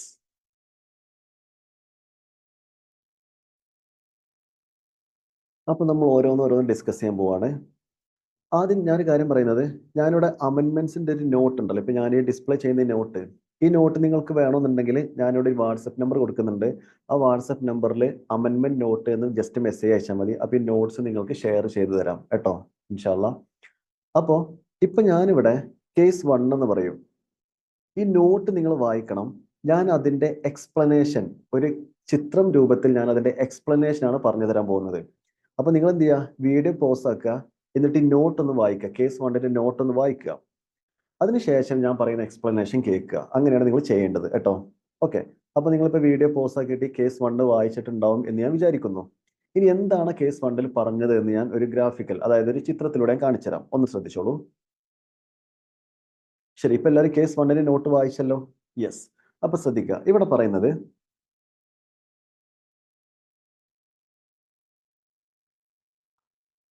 ഇവിടെ സാംസങ് മൊബൈൽ ഫോൺ മാനുഫാക്ചർ ചെയ്യുന്ന ഒരു മാനുഫാക്ചറർ ഉണ്ട്. അതുപോലെ സാംസങ് മൊബൈൽ ഫോൺ ഡിസ്ട്രിബ്യൂട്ട് ചെയ്യുന്ന ഒരു ഡിസ്ട്രിബ്യൂട്ടർ ഉണ്ടാവും അല്ലേ? യെസ്. അപ്പൊ നോർമലി എങ്ങനെയാണ് ഈ ഒരു ബിസിനസ് നടക്കാറ്? സാംസങ് മാനുഫാക്ചറർ മൊബൈൽ മാനുഫാക്ചർ ചെയ്തിട്ട് അത് ഡിസ്ട്രിബ്യൂട്ടർക്ക് കൊടുക്കും. ഡിസ്ട്രിബ്യൂട്ടർ ആ മൊബൈൽ ഫോൺ ആർക്ക് സെയിൽ ചെയ്യും? കസ്റ്റമേഴ്സിന് സെയിൽ ചെയ്യും. ഇങ്ങനെയാണല്ലോ ട്രാൻസാക്ഷൻ നടക്കാറ്. ഇവിടെയും അങ്ങനെ തന്നെ ട്രാൻസാക്ഷൻ നടന്നത്.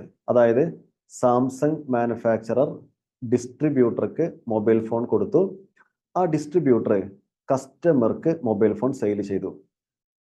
ഈ ട്രാൻസാക്ഷൻ ക്ലിയർ ആണല്ലോ. കസ്റ്റമർ എന്ത് ചെയ്തു എന്ന് വെച്ചാൽ 1,00,000 രൂപയും 12,000 രൂപ അസ്യൂം, ഞാനൊരു ഫിഗർ എടുത്തതാണ് ഇവിടെ, ജസ്റ്റ് ഒരു ഫിഗർ എടുത്തതാണ്. 12% GST എന്നൊരു ജസ്റ്റ് ഒരു എമൗണ്ട് എടുത്തതാണ്. അപ്പോൾ 1,00,000 രൂപയും 12% GST അടക്കം 1,12,000 രൂപക്കാണ് കസ്റ്റമർ മൊബൈൽ ഫോൺ വാങ്ങിയത്. അപ്പൊ ശ്രദ്ധിച്ചല്ലോ, കസ്റ്റമർ ഡിസ്ട്രിബ്യൂട്ടറുടെ കയ്യിൽ നിന്ന് മൊബൈൽ ഫോൺ വാങ്ങി. ശരി, ഈ മൊബൈൽ ഫോൺ വാങ്ങുന്ന സമയത്ത് കസ്റ്റമർക്ക് വാറന്റി കിട്ടിയിട്ടുണ്ടാവും അല്ലേ? എന്ന് പറയുമ്പോൾ ഇപ്പൊ ചിലപ്പോൾ 1 വർഷം വാറന്റി എന്ന് പറയും, അല്ലെങ്കിൽ 2 വർഷം വാറന്റി എന്ന് പറയും. അങ്ങനെ വാറന്റി കിട്ടിയിട്ടുണ്ടെങ്കിൽ ആ വാറന്റി പീരീഡിൽ ഈ മൊബൈൽ ഫോണിന് എന്തെങ്കിലും കേട് വന്നാൽ ആ കേട് വന്നത് അവർ നന്നാക്കി കൊടുക്കും. ഇനി വാറന്റി പീരീഡിൽ എന്തെങ്കിലും പാർട്സ് കേട് വന്നാൽ ആ പാർട്സ് അവർ റീപ്ലേസ് ചെയ്ത് കൊടുക്കും ഫ്രീ ആയിട്ട് അല്ലേ? അപ്പൊ ഒന്ന് ശ്രദ്ധിക്കുക, ഇനി ഞാൻ പറയാൻ പോകുന്നത് ശ്രദ്ധിക്കുക, ഒരു കാര്യം ശ്രദ്ധിക്കുക. അപ്പോ ഇപ്പൊ ഈ പറഞ്ഞ കഥ മനസ്സിലായല്ലോ. ഇനി ഇവിടെ സംഭവിച്ച ശ്രദ്ധിക്കുക, ഈ കസ്റ്റമറുടെ മൊബൈൽ ഫോൺ കേടുവന്നു. ഈ കസ്റ്റമറുടെ മൊബൈൽ ഫോൺ കേടുവന്നു, വാറന്റി പീരീഡിനുള്ളിൽ കേടുവന്നു. വാറന്റി പീരീഡിനുള്ളിൽ കേടുവന്നപ്പോ ഈ മാനുഫാക്ചറർ ഉണ്ടല്ലോ, സാംസങ് മാനുഫാക്ചറർ, അവരെന്ത് ചെയ്തു? ആ പാർട്സ് റീപ്ലേസ് ചെയ്ത് കൊടുത്തു അണ്ടർ വാറന്റി. അപ്പൊ വാറന്റി പീരീഡിൽ ഈ കസ്റ്റമറുടെ മൊബൈൽ ഫോൺ കേടുവന്നപ്പോൾ ആ കേടുവന്ന പാർട്സ് അവർ ഫ്രീ ആയിട്ട് മാറ്റി കൊടുത്തു. അങ്ങനെയാണെങ്കിൽ എൻ്റെ ചോദ്യം, ഈ പാർട്സ് മാറ്റി കൊടുത്തില്ലേ, ഇവിടെ GST വരുമോ എന്നാണ് ചോദ്യം. ഇവിടെ പറയുന്നത് ഈ പാർട്സ് മാറ്റി കൊടുത്തപ്പോൾ കസ്റ്റമറുടെ കയ്യിൽ നിന്ന് കൺസിഡറേഷൻ ഒന്നും കിട്ടിയിട്ടില്ല. വിത്തൗട്ട് കൺസിഡറേഷനാ. ഒരു കൺസിഡറേഷനും വാറന്റി പീരീഡിൽ കസ്റ്റമർ കൊടുത്തിട്ടില്ല. ഫ്രീ ആയിട്ടാണ് പാർട്സ് മാറ്റിയത്. അങ്ങനെയാണെങ്കിൽ വാറന്റി പീരീഡിൽ ആ പാർട്സ് മാറ്റിയാണ്, അല്ലെങ്കിൽ വാറന്റി പീരീഡിൽ എന്തെങ്കിലും റിപ്പയർ ചെയ്തു തരാണ്, ആ ആക്ടിവിറ്റിക്ക് എന്തില്ല? GST ഇല്ല. ബിക്കോസ് അവിടെ എന്തില്ല? കസ്റ്റമർ കൺസിഡറേഷൻ കൊടുക്കുന്നില്ല. എന്നാൽ അപ്പൊ അതാണ് ഫസ്റ്റത്തെ പറയുന്നത് കേട്ടോ. നിങ്ങൾ നോട്ട് വായിച്ചിട്ടുണ്ടെന്ന് ഞാൻ വിചാരിക്കുന്നു. ഇനി ശ്രദ്ധിക്കുക, ഇപ്പോ ഈ മാനുഫാക്ചറർ പാർട്സ് മാറ്റി കൊടുത്തു ഫ്രീ ആയിട്ടല്ലേ? അപ്പൊ നിങ്ങൾ ചിന്തിച്ചു നോക്കൂ, മാനുഫാക്ചറർക്ക് ആ പാർട്സ് എവിടെ നിന്നായിരിക്കും കിട്ടിയിട്ടുണ്ടാവുക മാറ്റി കൊടുക്കാൻ വേണ്ടിയിട്ട്? മാനുഫാക്ചറർ ആ പാർട്സ് വേറെ ഏതെങ്കിലും ഒരു പാർട്ടിയുടെ കയ്യിൽ നിന്ന് വാങ്ങിയതായിരിക്കും അല്ലെ? അപ്പൊ ഇവിടെ മാനുഫാക്ചറർ എന്ത് ചെയ്തു? ഈ പാർട്സ് വേറൊരു പാർട്ടിയുടെ കയ്യിൽ നിന്ന് 10,000 രൂപക്ക് വാങ്ങിയതായിരുന്നു. വാങ്ങുന്ന സമയത്ത് അസ്യൂം 12% GST, 1,200 രൂപ GST കൂടെ കൊടുത്തിട്ടുണ്ട്. അങ്ങനെ 11,200 രൂപക്ക് വാങ്ങിയ പാർട്സ് ആണ് ഈ മാനുഫാക്ചറർ ഫ്രീ ആയിട്ട് കസ്റ്റമർക്ക് റീപ്ലേസ് ചെയ്ത് കൊടുത്തത്. ഓക്കെ, അങ്ങനെയാണെങ്കിൽ മാനുഫാക്ചറർ 11,200 രൂപക്ക് വാങ്ങിയ പാർട്സ് അല്ലേ? മാനുഫാക്ചറർ ഇത് വാങ്ങുന്ന സമയത്ത് 1,200 രൂപ GST കൊടുത്തിട്ടുണ്ടല്ലോ. ആ 1,200 രൂപ GST മാനുഫാക്ചറർക്ക് എന്തായിട്ട് ക്ലെയിം ചെയ്യാൻ പറ്റും? ITC ആയിട്ട് ക്ലെയിം ചെയ്യാൻ പറ്റും. ഈ കൺസെപ്റ്റ് 100% ക്ലിയർ ആയിട്ടുണ്ടാവും ഞാൻ വിചാരിക്കുന്നു. ഇനി ഒരു പോയിന്റ് കൂടെ പറയുന്നുണ്ട്. ഇപ്പോ മറ്റൊരു പോയിന്റ്, ഈ നേരത്തെ പറഞ്ഞ പോയിന്റുമായി ബന്ധപ്പെട്ടതാണ്. വാറന്റി പീരീഡിൽ മാനുഫാക്ചറർ ഈ പാർട്സ് എന്ത് ചെയ്തു? റീപ്ലേസ് ചെയ്ത് കൊടുത്തു. പാർട്സ് റീപ്ലേസ് ചെയ്ത് കൊടുത്തപ്പോൾ കസ്റ്റമറുടെ കയ്യിൽ നിന്ന് അസ്യൂം ഒരു കൺസിഡറേഷൻ വാങ്ങുന്നുണ്ടെന്ന് വിചാരിക്കുക. പാർട്സ് റീപ്ലേസ് ചെയ്ത് കൊടുത്തപ്പോൾ കസ്റ്റമറുടെ കയ്യിൽ നിന്ന് ഒരു അഡീഷണൽ കൺസിഡറേഷൻ വാങ്ങുന്നുണ്ടെന്ന് വിചാരിക്കുക. അസ്യൂം ഒരു 12,000 രൂപ കസ്റ്റമറുടെ കയ്യിൽ നിന്ന് അഡീഷണലി ഇതിന് ചാർജ് ചെയ്യുന്നുണ്ടെങ്കിൽ ആ 12,000 രൂപക്ക് മുകളിൽ എന്ത് വരും? GST കൂടെ വരും. 12,000 രൂപക്ക് മുകളിൽ GST കൂടെ വരും. ക്ലിയർ ആണോ? യെസ്. ഇതാണ് കേസ് 1 പറയുന്നത്. ഇപ്പൊ ഞാൻ എക്സാമ്പിൾ ആ ഒരു ചിത്രം നിങ്ങളുടെ മൈൻഡിലോട്ട് എത്തിച്ചു തന്നു. ഇനി നിങ്ങൾ ഈ ഒരു നോട്ട് എന്ത് ചെയ്യുക, ഒന്നും കൂടെ ഒന്ന് റീഡ് ചെയ്യുക. അപ്പൊ നിങ്ങൾക്ക് 100% മനസ്സിലാകുമെന്നാണ് ഞാൻ വിചാരിക്കുന്നത്. Okay, yes. അപ്പൊ അത് പക്കയായിട്ട് മനസ്സിലാക്കിയതിനു ശേഷം നമ്മൾ കേസ് 2 പോവാണ്. അപ്പൊ നേരത്തെ പറഞ്ഞ പോലെ നിങ്ങൾ ആദ്യം എന്ത് ചെയ്യുക, ഈ കേസ് 2 ഒന്ന് ശരിക്കും വായിച്ചേ. വീഡിയോ പോസ് ആക്കുക, കേസ് 2 വായിക്കുക, അതിനുശേഷം മാത്രം ഞാൻ പറയുന്ന എക്സ്പ്ലനേഷൻ കേൾക്കുക കേട്ടോ. അപ്പൊ കേസ് 2 വായിച്ചോളൂ എല്ലാവരും.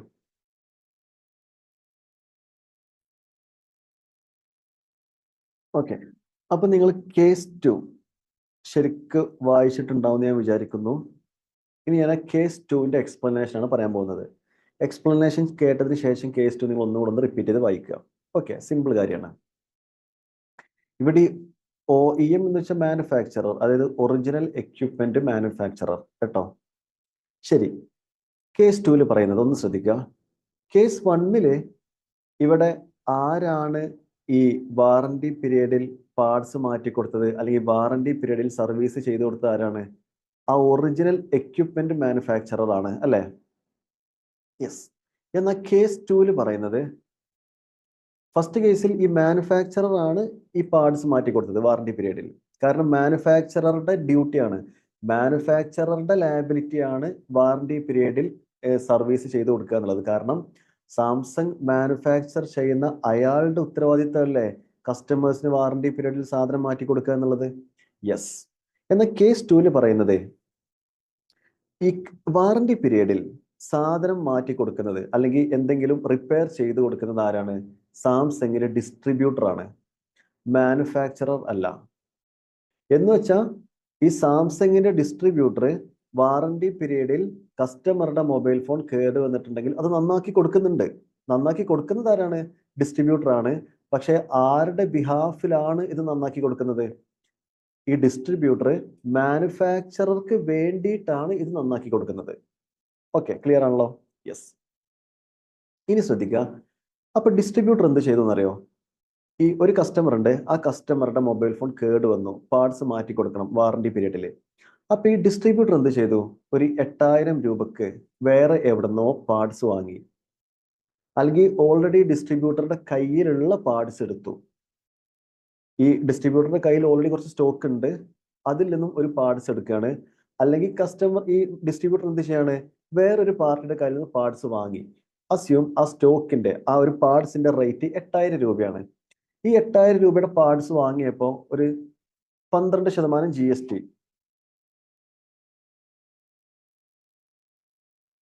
960 രൂപയും കൊടുത്തിട്ടുണ്ട്. അങ്ങനെ 8960 രൂപ കൊടുത്തിട്ടാണ് ഈ ഒരു പാർട്സ് ഈ ഡിസ്ട്രിബ്യൂട്ടർ വാങ്ങിയത്. ഇനി ആ ഡിസ്ട്രിബ്യൂട്ടർ എന്ത് ചെയ്തു? കസ്റ്റമർക്ക് കൺസിഡറേഷൻ ഒന്നും വാങ്ങാതെ വാറണ്ടി പീരീഡിൽ ആ പാർട്സ് മാറ്റി കൊടുത്തു. കസ്റ്റമർക്ക് വാറണ്ടി പീരീഡിൽ ഈ പാർട്സ് എന്ത് ചെയ്തു? റീപ്ലേസ് ചെയ്ത് കൊടുത്തു. Parts replaced under warranty. കസ്റ്റമറുടെ കയ്യിൽ നിന്ന് കൺസിഡറേഷൻ കിട്ടിയിട്ടുണ്ടോ? ഇല്ല. അങ്ങനെയാണെങ്കിൽ ഈ ഡിസ്ട്രിബ്യൂട്ടർ കസ്റ്റമർക്ക് ചെയ്ത് കൊടുത്ത ഈ ആക്ടിവിറ്റി ഇല്ലേ, ഇവിടെ GST വരില്ല. ബിക്കോസ് അവിടെ എന്തില്ല? കൺസിഡറേഷൻ കിട്ടുന്നില്ല. ക്ലിയർ ആണല്ലോ? യെസ്. ഇനി ശ്രദ്ധിക്കുക. അപ്പൊ സത്യം പറഞ്ഞാൽ ഇവിടെ ഡിസ്ട്രിബ്യൂട്ടർക്ക് നഷ്ടമല്ലേ? കാരണം ഡിസ്ട്രിബ്യൂട്ടർ ആണെന്ന് വെച്ചെങ്കിൽ പാർട്സ് ഡിസ്ട്രിബ്യൂട്ടർ സ്വന്തം പൈസക്ക് വാങ്ങിയ പാർട്സ് അല്ലേ, ആ പാർട്സ് അല്ലേ കസ്റ്റമർക്ക് മാറ്റി കൊടുത്തത്. അപ്പൊ ഡിസ്ട്രിബ്യൂട്ടർക്ക് നഷ്ടമല്ലേ? ഡിസ്ട്രിബ്യൂട്ടർക്ക് നഷ്ടം വരാൻ പാടില്ലല്ലോ. അപ്പൊ ഡിസ്ട്രിബ്യൂട്ടർ എന്ത് ചെയ്യും എന്നറിയോ? ഡിസ്ട്രിബ്യൂട്ടർ എന്ത് ചെയ്യും? ആർക്ക് ബില്ല് കൊടുക്കും? മാനുഫാക്ചർക്ക് ബില്ല് കൊടുക്കും. എന്നാൽ ഡിസ്ട്രിബ്യൂട്ടർ മാനുഫാക്ചറോട് പറയും, എടാ നിന്റെ കസ്റ്റമർക്ക് ഞാൻ പാർട്സ് മാറ്റി കൊടുത്തിട്ടുണ്ട്, അതിനു വേണ്ടിയിട്ട് എന്ത് ചെയ്യണം? നീ എനിക്ക് പൈസ തരണം എന്ന് ഡിസ്ട്രിബ്യൂട്ടർ മാനുഫാക്ചറോട് പറയും. അപ്പോ ഡിസ്ട്രിബ്യൂട്ടർ എന്ത് ചെയ്തു? ഒരു 10000 രൂപ പറഞ്ഞു. ശരിക്കും പാർട്സിന് 8000 ഉള്ളൂ അല്ലേ? പക്ഷെ ഡിസ്ട്രിബ്യൂട്ടർ എന്ത് ചെയ്തു?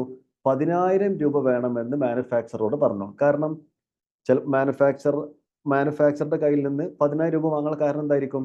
ഡിസ്ട്രിബ്യൂട്ടർ പാർട്സ് മാറ്റിയിട്ടുണ്ട്, പിന്നെ അത് ലേബർ ചാർജ് ഉണ്ടാവുമല്ലോ, അവിടെ പോയിട്ട് അത് ഫിറ്റ് ചെയ്ത് കൊടുക്കണ്ടേ, അപ്പോൾ അവിടെ ചെറിയൊരു സർവീസ് ചെയ്ത് കൊടുക്കുന്നുണ്ട്. പിന്നെ ഡിസ്ട്രിബ്യൂട്ടർ അയാളുടെ ഒരു പ്രോഫിറ്റ് കൂടെ ആഡ് ആക്കിയിട്ടുണ്ടാവും. അങ്ങനെ മാനുഫാക്ചറുടെ കയ്യിൽ നിന്ന് 10000 രൂപ വാങ്ങുന്നുണ്ട്. ഈ ട്രാൻസാക്ഷൻ ചെയ്യുമ്പോൾ അവിടെ ഏതും കൂടെ വരും? GST കൂടെ വരും. അപ്പൊ ശ്രദ്ധിക്കുക, മാനുഫാക്ചറർക്ക് ബില്ല് കൊടുക്കും. അപ്പൊ ബില്ല് കൊടുക്കുമ്പോൾ മാനുഫാക്ചറുടെ കയ്യിൽ നിന്ന് എത്ര കിട്ടും? ഡിസ്ട്രിബ്യൂട്ടർക്ക് 10000 രൂപയും കിട്ടും. Assume 12% GST. 1200 രൂപ GST അടക്കം മാനുഫാക്ചറുടെ കയ്യിൽ നിന്ന് 11,200 രൂപ ഈ ഡിസ്ട്രിബ്യൂട്ടർ വാങ്ങും. ക്ലിയർ ആണോ? യെസ്. ഇനി ശ്രദ്ധിക്കുക, ഇനി ഇവിടെ പറയുന്നൊരു പോയിന്റ് ഒന്ന് ശ്രദ്ധിക്കുക. ഇപ്പൊ എന്ത് ചെയ്തു? ഡിസ്ട്രിബ്യൂട്ടർ എന്ത് ചെയ്തു? ഈ മാനുഫാക്ചറുടെ കയ്യിൽ നിന്ന് പൈസ വാങ്ങി. എത്ര വാങ്ങിയിട്ടുണ്ട്? 10,000 രൂപയും 1200 രൂപ GST അടക്കം 11,200 രൂപ വാങ്ങിയിട്ടുണ്ട്. ഇനി ഞാൻ പറയുന്ന ആസ്പെക്ട്സ് കറക്റ്റ് ശ്രദ്ധിക്കുക. ഇനി ഇവിടെ പറയുന്നത് ഈ ഡിസ്ട്രിബ്യൂട്ടർ ഉണ്ടല്ലോ, പാർട്സ് വാങ്ങണ സമയത്ത് ഒരു 960 GST കൊടുത്തിട്ടില്ലേ?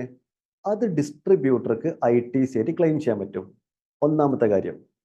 രണ്ടാമത്തെ കാര്യം, ഈ മാനുഫാക്ചറർ ഡിസ്ട്രിബ്യൂട്ടർക്ക് പേയ്മെന്റ് കൊടുത്തില്ലേ? എത്ര കൊടുത്തു? 10,000 1200 GST കൊടുത്തില്ലേ? അങ്ങനെയാണെങ്കിൽ ഈ 1200 ഉണ്ടല്ലോ, മാനുഫാക്ചറർക്കും ITC ആയിട്ട് ക്ലെയിം ചെയ്യാൻ പറ്റും. ക്ലിയർ ആയിട്ടുണ്ടാവും ഞാൻ വിചാരിക്കുന്നു, കാരണം സിമ്പിൾ കാര്യമാണ് പറഞ്ഞത്. ഓക്കെ ആണല്ലോ? യെസ്. ഇനി മറ്റൊരു പോയിന്റ് ഇവിടെ പറയുന്നത്, ഇപ്പോ ഈ ഡിസ്ട്രിബ്യൂട്ടർ ഉണ്ടല്ലോ, സാധനം വാങ്ങിയിട്ട് കസ്റ്റമറുടെ മൊബൈൽ ഫോൺ റിപ്പയർ ചെയ്ത് കൊടുത്തല്ലോ, പാർട്സ് മാറ്റി കൊടുത്തല്ലോ. അങ്ങനെയാണെങ്കിൽ അസ്യൂം കസ്റ്റമറുടെ കയ്യിൽ നിന്ന് ഒരു അഡീഷണൽ കൺസിഡറേഷൻ ഈ ഡിസ്ട്രിബ്യൂട്ടർ വാങ്ങുന്നുണ്ടെന്ന് വിചാരിക്കുക. ഇപ്പൊ ഒരു എക്സാമ്പിൾ പറയുകയാണെന്നുണ്ടെങ്കിൽ, ഈ കസ്റ്റമറുടെ കയ്യിൽ നിന്ന് ഡിസ്ട്രിബ്യൂട്ടർ ഒരു 10,000 രൂപയും ഒരു 1200 രൂപ GST അടക്കം ഈ കസ്റ്റമറുടെ കയ്യിൽ നിന്ന് ഇപ്പോ ഈ ഒരു വാറന്റി പീരീഡിൽ ഡിസ്ട്രിബ്യൂട്ടറുള്ള പാർട്സ് മാറ്റി കൊടുത്തത് ഫസ്റ്റ് നമ്മൾ പറഞ്ഞ കൺസിഡറേഷൻ ഇല്ലാത്ത കേസാണെന്നല്ലേ. അപ്പൊ ഇവിടെ പറയുന്നത് ഈ ഡിസ്ട്രിബ്യൂട്ടർ ഈ കസ്റ്റമറുടെ മൊബൈൽ ഫോൺ പാർട്സ് മാറ്റി കൊടുക്കുന്ന സമയത്ത് കസ്റ്റമറുടെ കയ്യിൽ നിന്ന് എന്തെങ്കിലും ഒരു അഡീഷണൽ എമൗണ്ട് വാങ്ങുന്നുണ്ടെങ്കിൽ അതിന്റെ മുകളിൽ എന്ത് വരും? GST വരും. അപ്പൊ എത്ര GST വരും? 12% ആണെങ്കിൽ 1200 രൂപ GST വരും. അപ്പൊ ടോട്ടൽ എമൗണ്ട് എത്രയായിരിക്കും വരിക? 11,200 രൂപ വരും. അപ്പൊ കസ്റ്റമറുടെ കയ്യിൽ നിന്ന് വാറന്റി പീരീഡിൽ മാറ്റി കൊടുക്കുന്ന പാർട്സിന് എന്തെങ്കിലും അഡീഷണൽ കൺസിഡറേഷൻ വാങ്ങുന്നുണ്ടെങ്കിൽ അവിടെ എന്ത് വരും? GST വരും. ക്ലിയർ ആണല്ലോ? യെസ്. പക്കയായിട്ട് മനസ്സിലായിട്ടുണ്ടാവും ഞാൻ വിചാരിക്കുന്നു. ഓക്കെ. ഇനി നിങ്ങൾ എന്ത് ചെയ്യുക? ഇവിടെ ഞാൻ അതിന്റെ നോട്ടൊക്കെ കൊടുത്തിട്ടുണ്ട്, കേസ് 2ന്റെ. ആ നോട്ട് നിങ്ങൾ ഒന്നുകൂടെ റിപ്പീറ്റ് ചെയ്ത് വായിക്കുക. ഓക്കെ? യെസ്.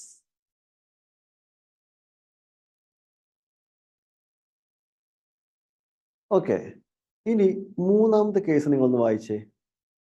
മൂന്നാമത്തെ കേസ് വായിച്ചിട്ടില്ലെങ്കിൽ അത് വീഡിയോ പോസ് ആക്കി വായിക്കുക. അതിനുശേഷം ഞാൻ പറയുന്ന എക്സാമ്പിൾ കേൾക്കുക.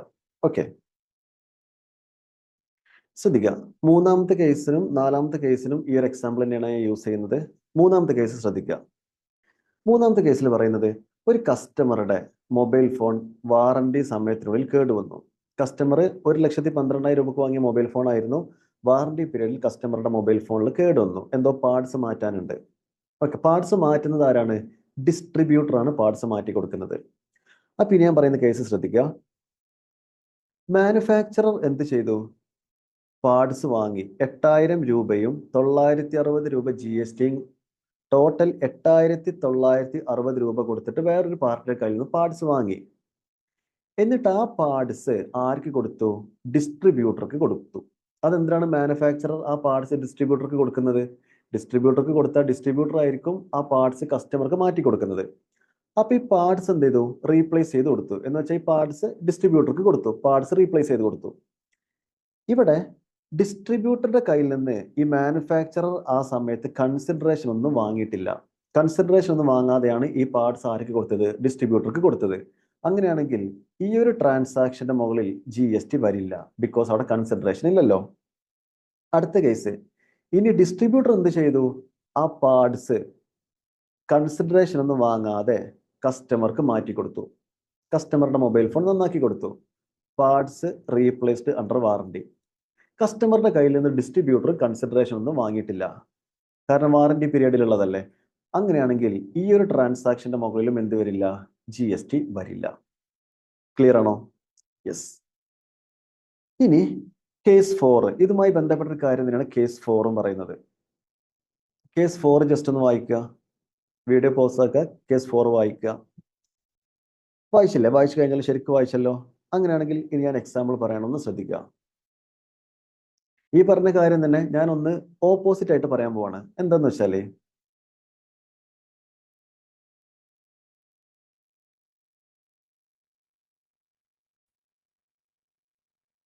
പിന്നെ ഒരു കാര്യം ശ്രദ്ധിക്കണം, കേസ് 3 മാനുഫാക്ചറർ ഈ പാർട്സ് വാങ്ങുന്ന സമയത്ത് 960 രൂപ GST കൊടുത്തിട്ടില്ലേ?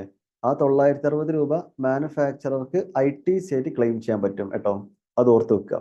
Okay, yes. ഇനി 4ാമത്തെ കേസാണ്. നിങ്ങൾ വായിച്ചല്ലോ, 4ാമത്തെ കേസ് വായിച്ചല്ലോ. 4ാമത്തെ കേസ് പറയുന്നത് വെരി സിമ്പിൾ.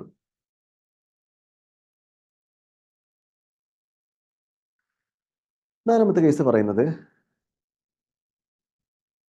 ഡിസ്ട്രിബ്യൂട്ടർ ഉണ്ടല്ലോ, അയാളുടെ സ്റ്റോക്ക് എടുത്തിട്ട് ഈ കേട് വന്ന മൊബൈൽ ഫോൺ നന്നാക്കി കൊടുത്തു ഫ്രീ ആയിട്ട് കസ്റ്റമർക്ക്. ഫ്രീ ആയിട്ടാണല്ലോ നന്നാക്കി കൊടുത്തത്.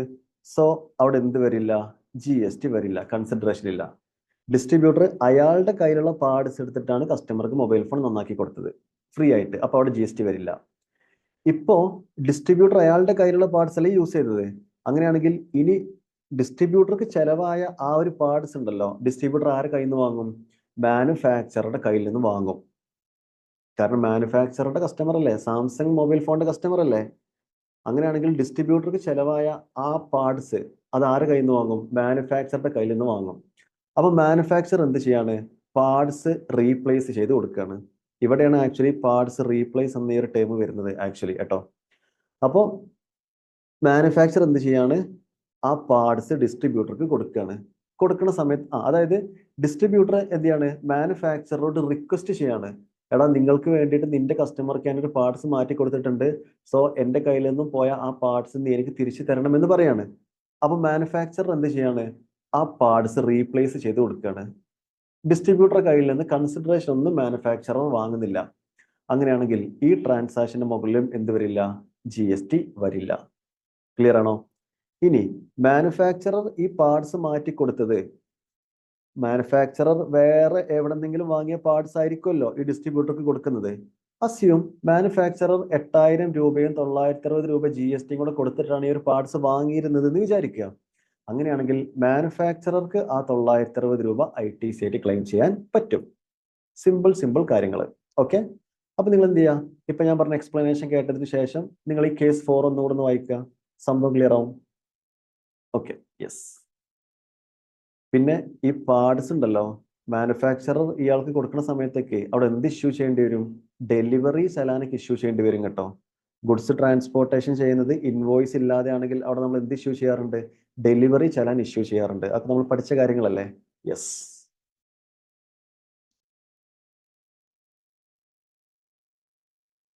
ഇനി 5ാമത്തെ കേസ്. സത്യം പറഞ്ഞാൽ ഇത് നമ്മൾ സപ്ലൈ എന്നുള്ള ചാപ്റ്ററിലാണ് ഡിസ്കസ് ചെയ്യുന്നതെന്നുണ്ടെങ്കിലും ITCയുമായിട്ട് ഭയങ്കര കണക്റ്റഡ് ആണ് കേട്ടോ. ITCയുമായിട്ട് ഭയങ്കര കണക്റ്റഡ് ആണ്. കാരണം നമ്മൾ സ്റ്റാറ്റ്യൂട്ടറി അപ്ഡേറ്റ്സ് എടുത്താൽ സപ്ലൈയിലും ചേഞ്ച് വന്നിട്ടുണ്ട്, അഡീഷൻ വന്നിട്ടുണ്ട്, ITCയിലും അഡീഷൻ വന്നിട്ടുണ്ട്. അപ്പൊ സപ്ലൈയിൽ വന്ന കാര്യങ്ങളും ITCയിൽ വന്ന കാര്യങ്ങളും കണക്റ്റഡ് ആണ്. അത് രണ്ടും കൂടിയാണ് ഞാനിവിടെ പറയുന്നത്. അപ്പൊ നിങ്ങൾക്ക് ITCനെ പറ്റിയും അത്യാവശ്യം ഒരു ലോജിക്ക് ഉണ്ടായിരിക്കണം, എന്നാലേ നമ്മൾ ഈ പറഞ്ഞ കാര്യങ്ങളൊക്കെ നിങ്ങൾക്ക് മനസ്സിലാവുള്ളൂ കേട്ടോ. യെസ്. അപ്പൊ കേസ് 5 നിങ്ങളൊന്ന് വായിച്ചോളൂ. അത്യാവശ്യം ITCനെ പറ്റി ഒരു ഐഡിയ ഉള്ളവർക്ക് മാത്രമേ ഈ കേസ് 5 മനസ്സിലാവാൻ സാധ്യതയുള്ളൂ. എങ്കിലും ഞാനൊന്ന് പറയാണ്, നിങ്ങളത് ഒരു പ്രാവശ്യം ക്ലാസ് ഇത് കേട്ടിട്ട് മനസ്സിലായില്ലെങ്കിൽ എഗെയിൻ ഒന്നുകൂടെ റിപ്പീറ്റ് ചെയ്ത് കേൾക്കുക കേട്ടോ. കാരണം ചില റിവേഴ്സലും കാര്യങ്ങളൊക്കെ ക്രെഡിറ്റ് നോട്ടൊക്കെ പറയുന്നുണ്ട് അവിടെ. അപ്പൊ ക്രെഡിറ്റ് നോട്ട് എന്താണ്, ടാക്സ് ഇൻവോയ്സ് എന്താണ്, ITC റിവേഴ്സൽ എന്താണ് എന്നൊക്കെ അറിയുന്നവർക്ക് ഈ കേസ് 5നെ പറ്റിയ ഒരു ഐഡിയ കിട്ടുള്ളൂ. ഓക്കെ, അപ്പൊ ഒന്ന് ശ്രദ്ധിക്കുക. കേസ് 5 ഇവിടെ പറയുന്നത്, ഒന്നാമത്തെ കാര്യം,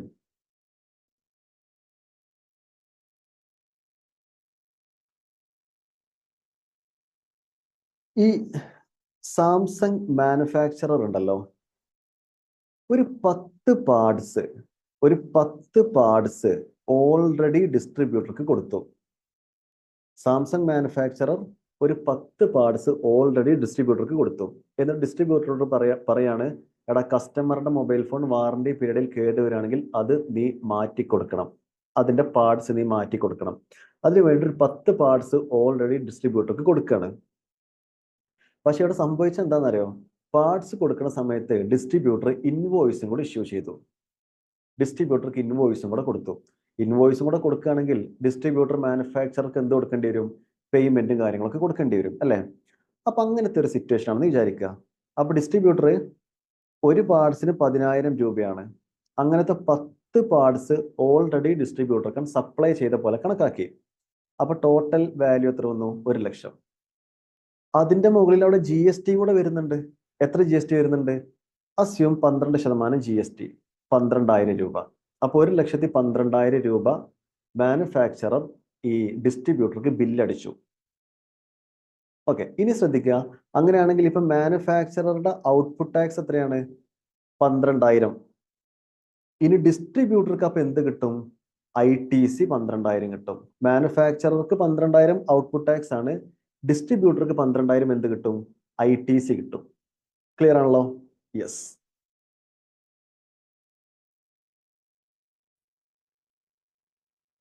ഇനി ഡിസ്ട്രിബ്യൂട്ടർ എന്ത് ചെയ്യും? അയാൾക്ക് കിട്ടിയ 10 പാർട്സിൽ നിന്നും കസ്റ്റമർക്ക് ആ പാർട്സ് റീപ്ലേസ് ചെയ്ത് കൊടുക്കും, അല്ലേ? ഫോർ എക്സാമ്പിൾ, ഈ ഒരു കസ്റ്റമറുടെ മൊബൈൽ ഫോൺ കേട് വന്നു, എന്തോ മിസ്റ്റേക്ക് വന്നു. അപ്പോൾ ആ കിട്ടിയ 10 പാർട്സിൽ നിന്നും ഒരു പാർട്സ് കസ്റ്റമർക്ക് റീപ്ലേസ് ചെയ്ത് കൊടുത്തു. അങ്ങനെ ഓരോ പാർട്സ് ഓരോ കസ്റ്റമർക്ക് റീപ്ലേസ് ചെയ്ത് കൊടുക്കുമ്പോഴും ഈ സാംസങ് മാനുഫാക്ചറർ എന്ത് ചെയ്യണം? ഡിസ്ട്രിബ്യൂട്ടർക്ക് ഓരോ ക്രെഡിറ്റ് നോട്ട് ഇഷ്യൂ ചെയ്യണം.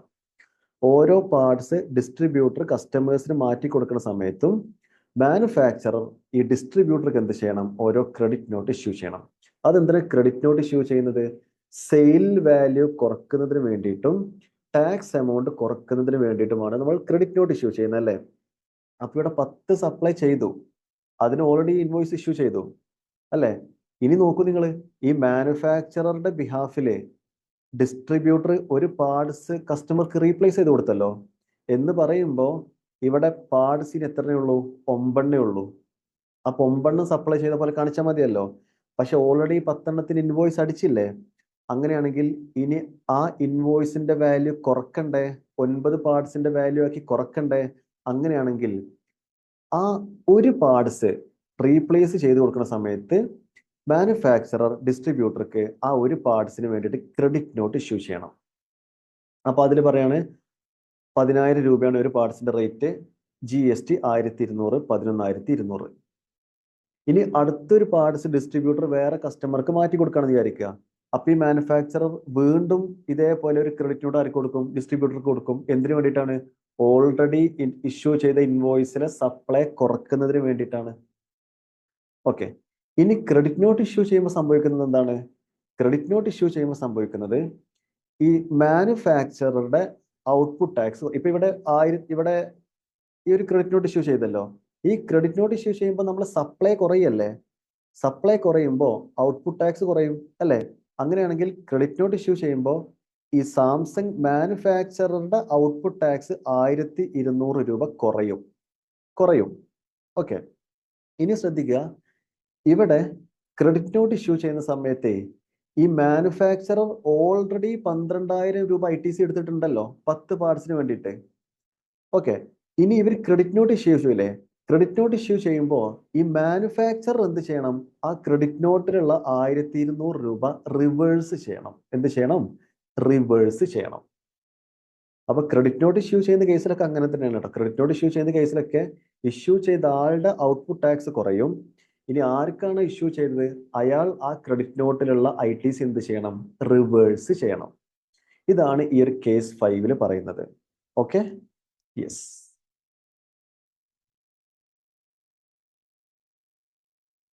അടുത്തത് കേസ് 6. വായിക്കുക, വീഡിയോ പോസ് ആക്കി വായിക്കുക, അതിനുശേഷം ഞാൻ പറയുന്ന എക്സ്പ്ലനേഷൻ കേൾക്കുക.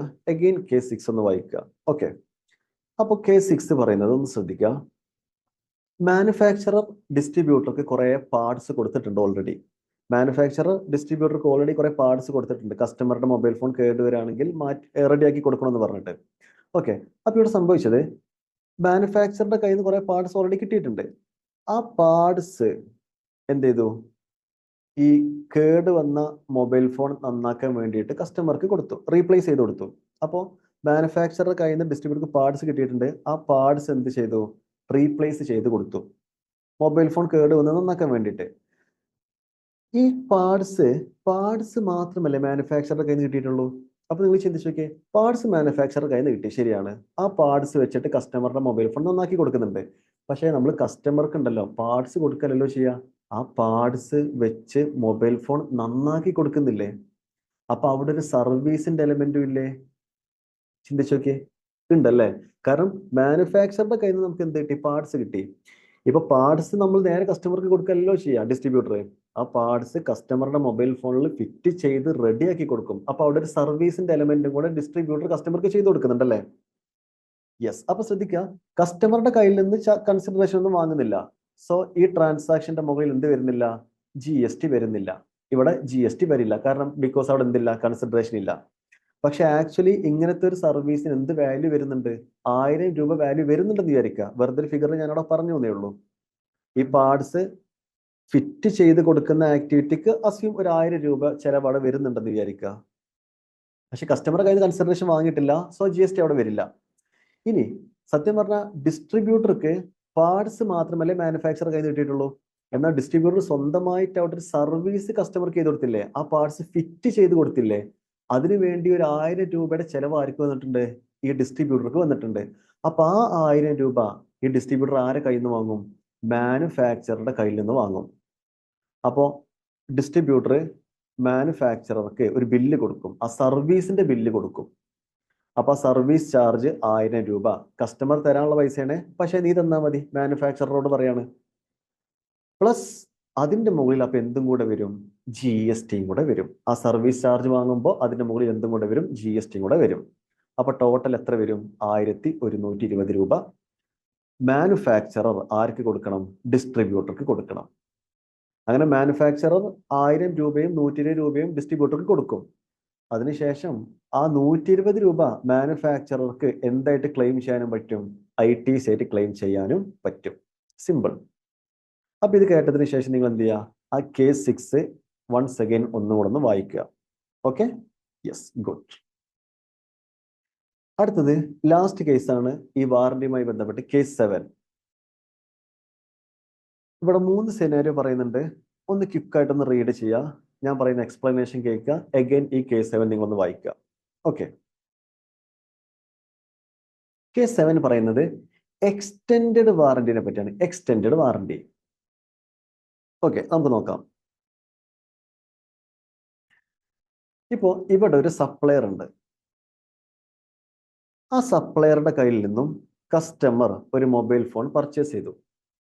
മൊബൈൽ ഫോൺ പർച്ചേസ് ചെയ്യുമ്പോൾ 1 ലക്ഷം രൂപയും 12% GST അടക്കം 1,12,000 രൂപ കൊടുത്തിട്ടാണ് കസ്റ്റമർ സപ്ലയറുടെ കയ്യിൽ നിന്ന് ഈ മൊബൈൽ ഫോൺ വാങ്ങിയത്.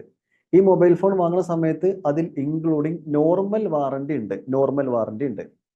ഇനി നോർമൽ വാറന്റിക്ക് പുറമെ ഈ സപ്ലയർ എന്തും കൂടെ കൊടുക്കുന്നുണ്ട് കസ്റ്റമർക്ക്? ഒരു അഡീഷണൽ വാറന്റി കൂടെ കൊടുക്കുന്നുണ്ട്, extended warranty. Normal warranty already ഈ പ്രൈസിൽ ഇൻക്ലൂഡഡ് ആണ്. അതിന് പുറമെ ഒരു എക്സ്റ്റെൻഡഡ് വാറന്റി കൂടെ കസ്റ്റമർക്ക് കൊടുക്കാറുണ്ട്. ഇപ്പൊ നമ്മൾ ചിലപ്പോൾ മൊബൈൽ ഫോൺ വാങ്ങുന്ന സമയത്ത് എക്സ്റ്റെൻഡഡ് വാറന്റി എടുക്കണമെന്നൊക്കെ ചോദിക്കാറുണ്ടല്ലേ? അപ്പൊ ഈ എക്സ്റ്റെൻഡഡ് വാറന്റിക്ക് കസ്റ്റമർ നമ്മുടെ കയ്യിൽ നിന്നും എക്സ്ട്രാ ഒരു 10,000 രൂപ വാങ്ങുന്നുണ്ടെന്ന് വിചാരിക്കുക. എക്സ്റ്റെൻഡഡ് വാറന്റിക്ക് നമ്മുടെ കയ്യിൽ നിന്ന് എക്സ്ട്രാ ഒരു 10,000 രൂപ വാങ്ങുന്നുണ്ടെങ്കിൽ ഈ 10,000 രൂപയുടെ GST റേറ്റ് എന്തായിരിക്കും? ഇവിടെ ശ്രദ്ധിക്കുക, മൊബൈൽ ഫോണിന്റെ GST റേറ്റ് 12% അസ്യൂം. എന്നാൽ വാറന്റിയുടെ, ഈ എക്സ്റ്റെൻഡഡ് വാറന്റിയുടെ GST റേറ്റ് 18% വിചാരിക്കുക. അങ്ങനെയാണെങ്കിൽ ഈ എക്സ്റ്റെൻഡഡ് വാറന്റി കൊടുക്കുമ്പോൾ ഈ 10,000 രൂപ കസ്റ്റമർ കയ്യിൽ നിന്ന് വാങ്ങുമല്ലോ, അതുകൊണ്ട് GST കൂടെ വാങ്ങേണ്ടി വരും അല്ലെ? അപ്പൊ ഈ എക്സ്റ്റെൻഡഡ് വാറന്റിയുടെ GST റേറ്റ് 12 ആയിട്ട് എടുക്കണോ 18 ആയിട്ട് എടുക്കണോ? നോർമലി ഒറ്റക്കൊറ്റക്ക് നോക്കുകയാണെങ്കിൽ 18% ഇവിടെ എടുക്കേണ്ടത് എക്സ്റ്റെൻഡഡ് വാറന്റിക്ക്. ഇവിടെ പറയുന്നത് ഈ സപ്ലൈ ഈ ഒരു മൊബൈൽ ഫോൺ അല്ലേ, മൊബൈൽ ഫോൺ അതാണല്ലോ ഒറിജിനൽ സപ്ലൈ. ഈ മൊബൈൽ ഫോൺ കൊടുക്കുന്ന സമയത്ത് തന്നെ, ആ സപ്ലൈ ചെയ്യുന്ന സമയത്ത് തന്നെ എക്സ്റ്റെൻഡഡ് വാറന്റിയും കൂടെ കൊടുക്കുന്നുണ്ടെങ്കിൽ അതൊരു കോമ്പോസിറ്റ് സപ്ലൈ ആയിട്ട് കണക്കാക്കിയാൽ മതി. അതായത് ആ ഒറിജിനൽ മൊബൈൽ ഫോൺ സപ്ലൈ ചെയ്യുന്ന സമയത്ത് തന്നെ എക്സ്റ്റെൻഡഡ് വാറന്റിയും കൂടെ കൊടുക്കുന്നുണ്ടെങ്കിൽ അതൊരു കോമ്പോസിറ്റ് സപ്ലൈ ആയിട്ട് കണക്കാക്കിയാൽ മതി. അങ്ങനെയാണെങ്കിൽ ഈ 10,000 രൂപക്ക് മുകളിൽ ഏത് GST വരിക? ഇതിൽ ഏതാ പ്രിൻസിപ്പൽ സപ്ലൈ? മൊബൈൽ ഫോൺ അല്ലേ? അപ്പൊ ഈ 10,000 രൂപക്ക് മുകളിലും മൊബൈൽ ഫോണിന്റെ GST റേറ്റ് ആണ് വരിക. എന്നാൽ മൊബൈൽ ഫോണൊക്കെ വിറ്റ് കഴിഞ്ഞു, പിന്നീടാണ് എക്സ്റ്റൻഡ് വാറണ്ടി കൊടുക്കുന്നതെങ്കിലോ, അങ്ങനെയാണെങ്കിൽ ആ എക്സ്റ്റൻഡ് വാറണ്ടി ഒരു സെപ്പറേറ്റ് സപ്ലൈ ആയിട്ടാണ് കണക്കാക്കേണ്ടത്. അങ്ങനെയാണെങ്കിൽ ആ എക്സ്റ്റൻഡ് വാറണ്ടിക്ക് അതിന്റെ GST ആയ 18% തന്നെയാണ് വരിക. ഇനി മറ്റൊരു കേസ് 7 പറയുന്നത് എക്സ്റ്റൻഡ് വാറണ്ടി കൊടുക്കുന്നത് സപ്ലയർ അല്ല, വേറെ ഒരു തേർഡ് പാർട്ടിയാണ് എക്സ്റ്റൻഡ് വാറണ്ടി കൊടുക്കുന്നതെങ്കിൽ, അങ്ങനത്തെ കേസ് ഉണ്ടാവാറുണ്ട് കേട്ടോ. സപ്ലയർ അല്ലാതെ വേറെ തേർഡ് പാർട്ടീസ് എക്സ്റ്റൻഡ് വാറണ്ടി കൊടുക്കും. അങ്ങനെ വേറെ ഏതെങ്കിലും തേർഡ് പാർട്ടിയാണ് എക്സ്റ്റൻഡ് വാറണ്ടി കൊടുക്കുന്നതെങ്കിൽ അവിടെ പിന്നെ ഒന്നും നോക്കാനില്ല, അത് സെപ്പറേറ്റ് ഒരു സപ്ലൈ ആയിട്ട് തന്നെ കണ്ടാൽ മതി. തേർഡ് പാർട്ടിയാണ് വാറണ്ടി കൊടുക്കുന്നതെങ്കിൽ പിന്നെ അവിടെ നമ്മൾ ഒന്നും ചിന്തിക്കേണ്ട, ഡെഫിനറ്റ്ലി അത് ഏതാണ്, ഒരു സെപ്പറേറ്റ് സപ്ലൈ ആയിട്ട് കണ്ടാൽ മതി. സോ ഈ എക്സ്റ്റൻഡ് വാറണ്ടിയുടെ എമൗണ്ട് 10,000 ആണെങ്കിൽ അവിടെ അതിന്റെ GST റേറ്റ് ആയ 18% തന്നെയായിരിക്കും വരിക. Okay, yes. ഇത്രയുമാണ് വാറന്റിയുമായി ബന്ധപ്പെട്ട് നമ്മൾ ഡിസ്കസ് ചെയ്ത കാര്യങ്ങൾ. ഇത്രയും അപ്ഡേറ്റ്സ് ആണ് ഇമ്പോർട്ടൻ്റ് ആയിട്ട് വന്നത്. ഓക്കെ, 100% ക്ലിയർ ആയിട്ടുണ്ടാവും ഞാൻ വിചാരിക്കുന്നു. ഡൗട്ട് ഉണ്ടെങ്കിൽ എന്ത് ചെയ്യുക, എഗെയിൻ ഈ വീഡിയോ ഒന്ന് കാണാം. Okay, yes.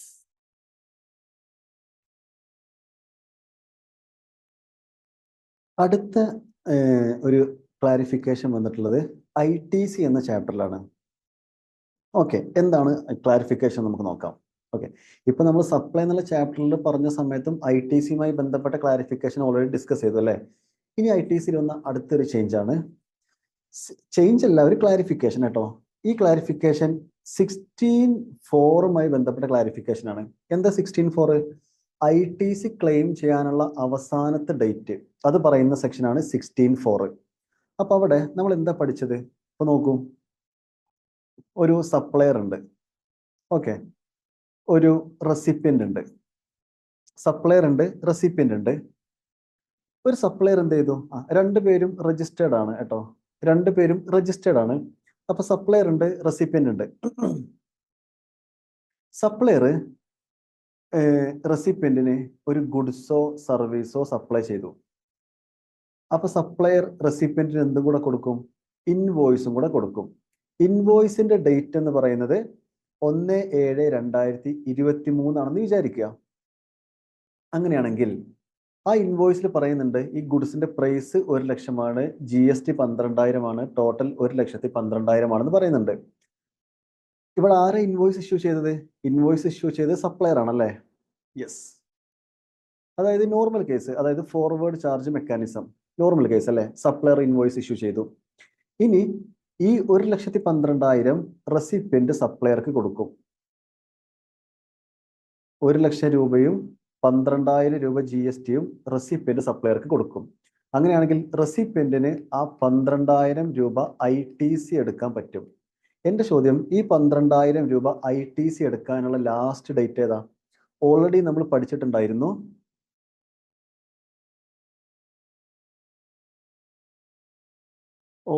പഠിച്ചിട്ടുണ്ടായിരുന്നു, ഏതാ ടൈം ലിമിറ്റ്? ഒന്ന്, ഏത് ഫിനാൻഷ്യൽ ഇയറിലാണ് ഇൻവോയ്സ് ഇഷ്യൂ ചെയ്തത്? 23-24 ഫിനാൻഷ്യൽ ഇയറിലല്ലേ ഇൻവോയ്സ് ഇഷ്യൂ ചെയ്തത്? അങ്ങനെയാണെങ്കിൽ ഈ 12,000 രൂപ ITC എടുക്കാനുള്ള ലാസ്റ്റ് ഡേറ്റ് എന്ന് പറയുന്നത് 23-24 കഴിഞ്ഞിട്ട് വരുന്ന 30th നവംബർ. അപ്പൊ അത് ഏതായിരിക്കും?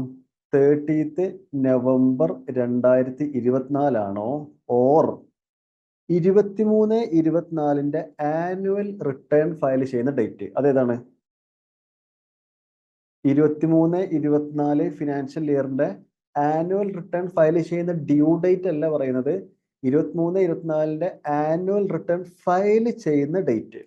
ഡ്യൂ ഡേറ്റ് നമുക്കറിയാം 31st ഡിസംബർ ആണ്, പക്ഷെ ഡ്യൂ ഡേറ്റ് അല്ല, റിട്ടേൺ ഫയൽ ചെയ്യുന്ന ഡേറ്റ്. ഈ രണ്ടെണ്ണത്തിൽ ഏതാണോ ഏർലിയർ, ആ ഒരു സമയം വരെയാണ് ഈ വ്യക്തിക്ക് ഈ 12,000 രൂപ ITC ക്ലെയിം ചെയ്യാൻ പറ്റുക. നമുക്കറിയാവുന്ന കാര്യമാണ്. ഇതേപോലെ തന്നെ ഇപ്പൊ ക്ലാരിഫിക്കേഷൻ എന്താണെന്ന് വെച്ചാൽ റിവേഴ്സ് ചാർജ് മെക്കാനിസത്തിന്റെ കേസിലാണ് പറയുന്നത്. അതാണ് ക്ലാരിഫിക്കേഷൻ വന്നത്. അപ്പൊ എന്താ റിവേഴ്സ് ചാർജ് മെക്കാനിസത്തിൽ ക്ലാരിഫിക്കേഷൻ വന്നത്? അതാണ് ഈ ഒരു പോയിന്റ് ഇവിടെ ഡിസ്കസ് ചെയ്യുന്നത്. സോ നിങ്ങൾ ആദ്യം ഈ 16(4) എന്ന് വായിക്കുക, ഈ ക്ലാരിഫിക്കേഷൻ. അതിനുശേഷം ഞാൻ പറയുന്ന എക്സാമ്പിൾ നിങ്ങൾ ഒന്ന് കേൾക്കുക. ഓക്കെ, നമുക്ക് നോക്കാം. അപ്പൊ ഇത് നിങ്ങൾ വായിക്കുക, എന്നിട്ട് മാത്രം ഞാൻ പറയുന്ന എക്സാമ്പിൾ നോക്കുക. ഇത് അറിയുന്ന സമയത്ത് ആദ്യം നിങ്ങൾക്ക് 31(3)F എന്താണെന്ന് അറിയണം. ഇൻവോയ്സ് എന്ന ചാപ്റ്റർ നമ്മൾ പഠിച്ചിട്ടുണ്ടായിരുന്നു 31(3)F പറ്റി, സെൽഫ് ഇൻവോയ്സ് എന്നൊരു പോയിന്റ് അല്ലേ. യെസ്. അപ്പൊ ഇവിടെ നോക്കുക, നമുക്ക് നോക്കാം എന്താ പറയുന്നത് നോക്കാം.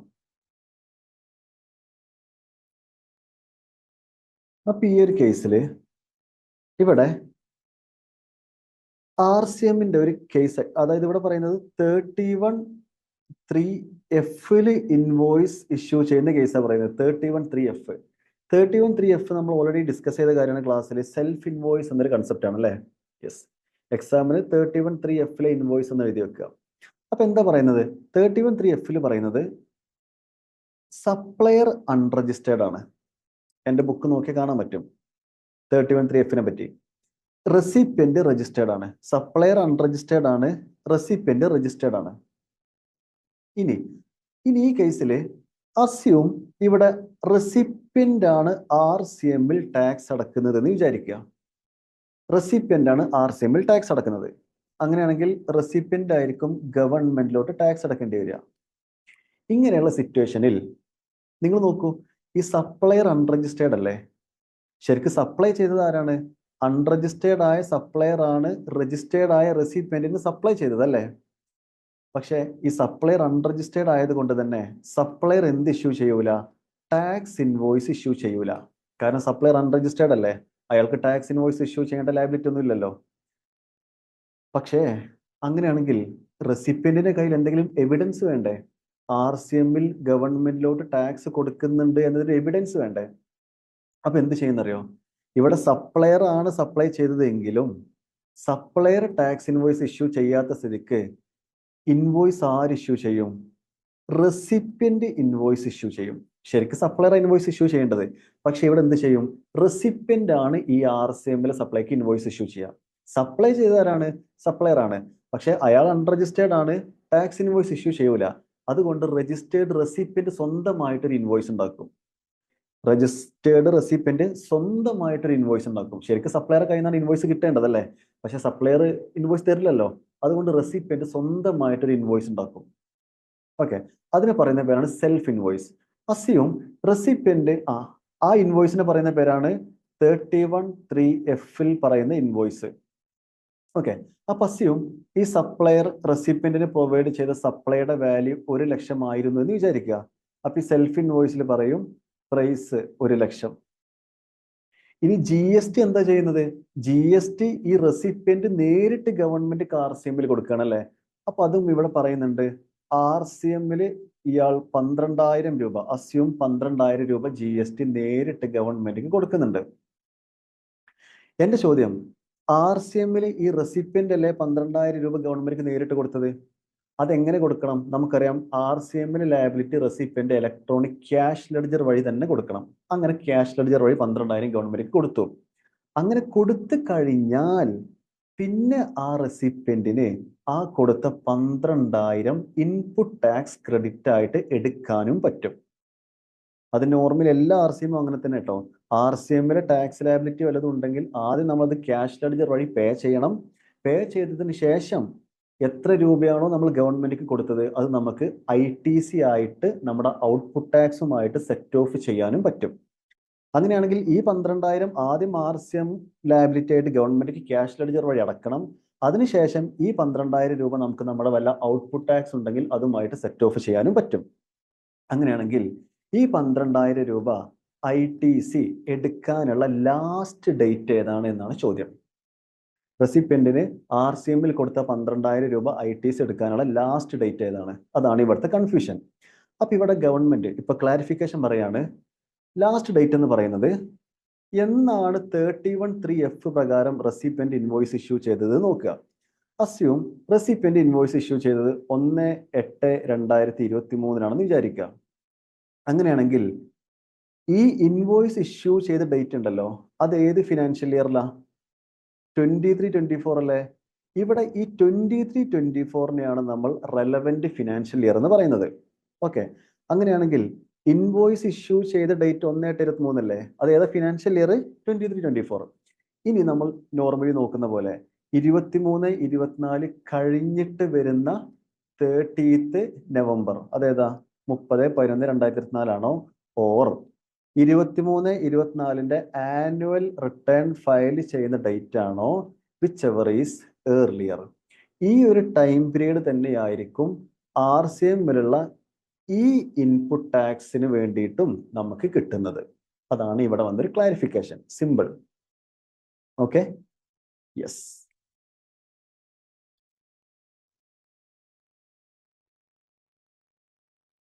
അടുത്തത് ഒരു ക്ലാരിഫിക്കേഷൻ വന്നത് 17.5-ലാണ്. എന്തായിരുന്നു 17.5 ITC പഠിച്ചത്? ബ്ലോക്ക്ഡ് ക്രെഡിറ്റ് അല്ലേ?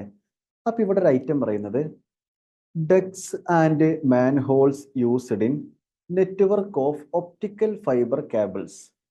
ഇതിൽ ഉപയോഗിക്കുന്ന ഈ ഡക്സ്, മാൻഹോള് ഇതൊക്കെ പർച്ചേസ് ചെയ്യുന്ന സമയത്ത് നമ്മൾ കൊടുത്ത GST ITC ആയിട്ട് ക്ലെയിം ചെയ്യാൻ പറ്റുമെന്നാണ് ചോദ്യം. അപ്പൊ ഇവിടെ പറയുന്നത് ഈ ഡക്സും മാൻഹോൾസ് ഒക്കെ പ്ലാന്റ് ആൻഡ് മെഷീനറി എന്ന കാറ്റഗറിയിലാണ് വരിക. സോ ഇത് വാങ്ങുന്ന സമയത്ത് നിങ്ങൾ വല്ല GSTയും കൊടുത്തിട്ടുണ്ടെങ്കിൽ ആ GST നിങ്ങൾക്ക് ITC ആയിട്ട് ക്ലെയിം ചെയ്യാൻ പറ്റും. അതിന് 17.5 പ്രകാരം റെസ്ട്രിക്ഷൻ ഒന്നും തന്നെ ഇല്ല എന്നാണ് ഇവിടെ പറയുന്നത്.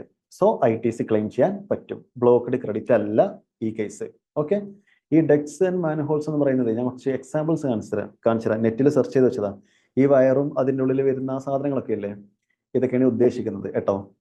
ഓക്കെ, യെസ്, ശരി. അപ്പൊ ITC ക്ലെയിം ചെയ്യാം, ITC ബ്ലോക്ക്ഡ് അല്ല എന്നാണ് പറയുന്നത് കേട്ടോ. ഓക്കെ, അടുത്തത്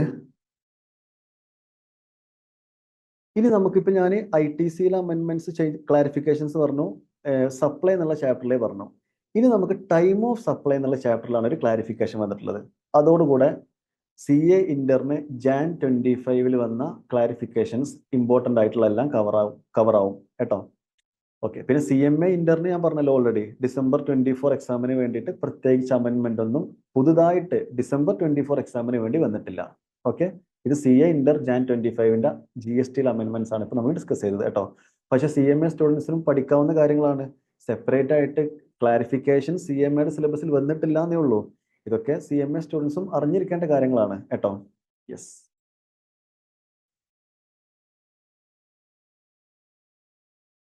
അപ്പോൾ ഈ ഒരു അമെൻമെന്റ് വരുന്നത് ടൈം ഓഫ് സപ്ലൈ എന്നുള്ള ചാപ്റ്ററിലാണ്. ഓക്കെ, ശരി. ടൈം ഓഫ് സപ്ലൈ എന്നുള്ള ചാപ്റ്ററിലാണ് ഈ ഒരു അമെൻമെന്റ് വന്നിട്ടുള്ളത്. ബുക്ക് എല്ലാവരും കയ്യിലുണ്ടാവും ഞാൻ വിചാരിക്കുന്നു.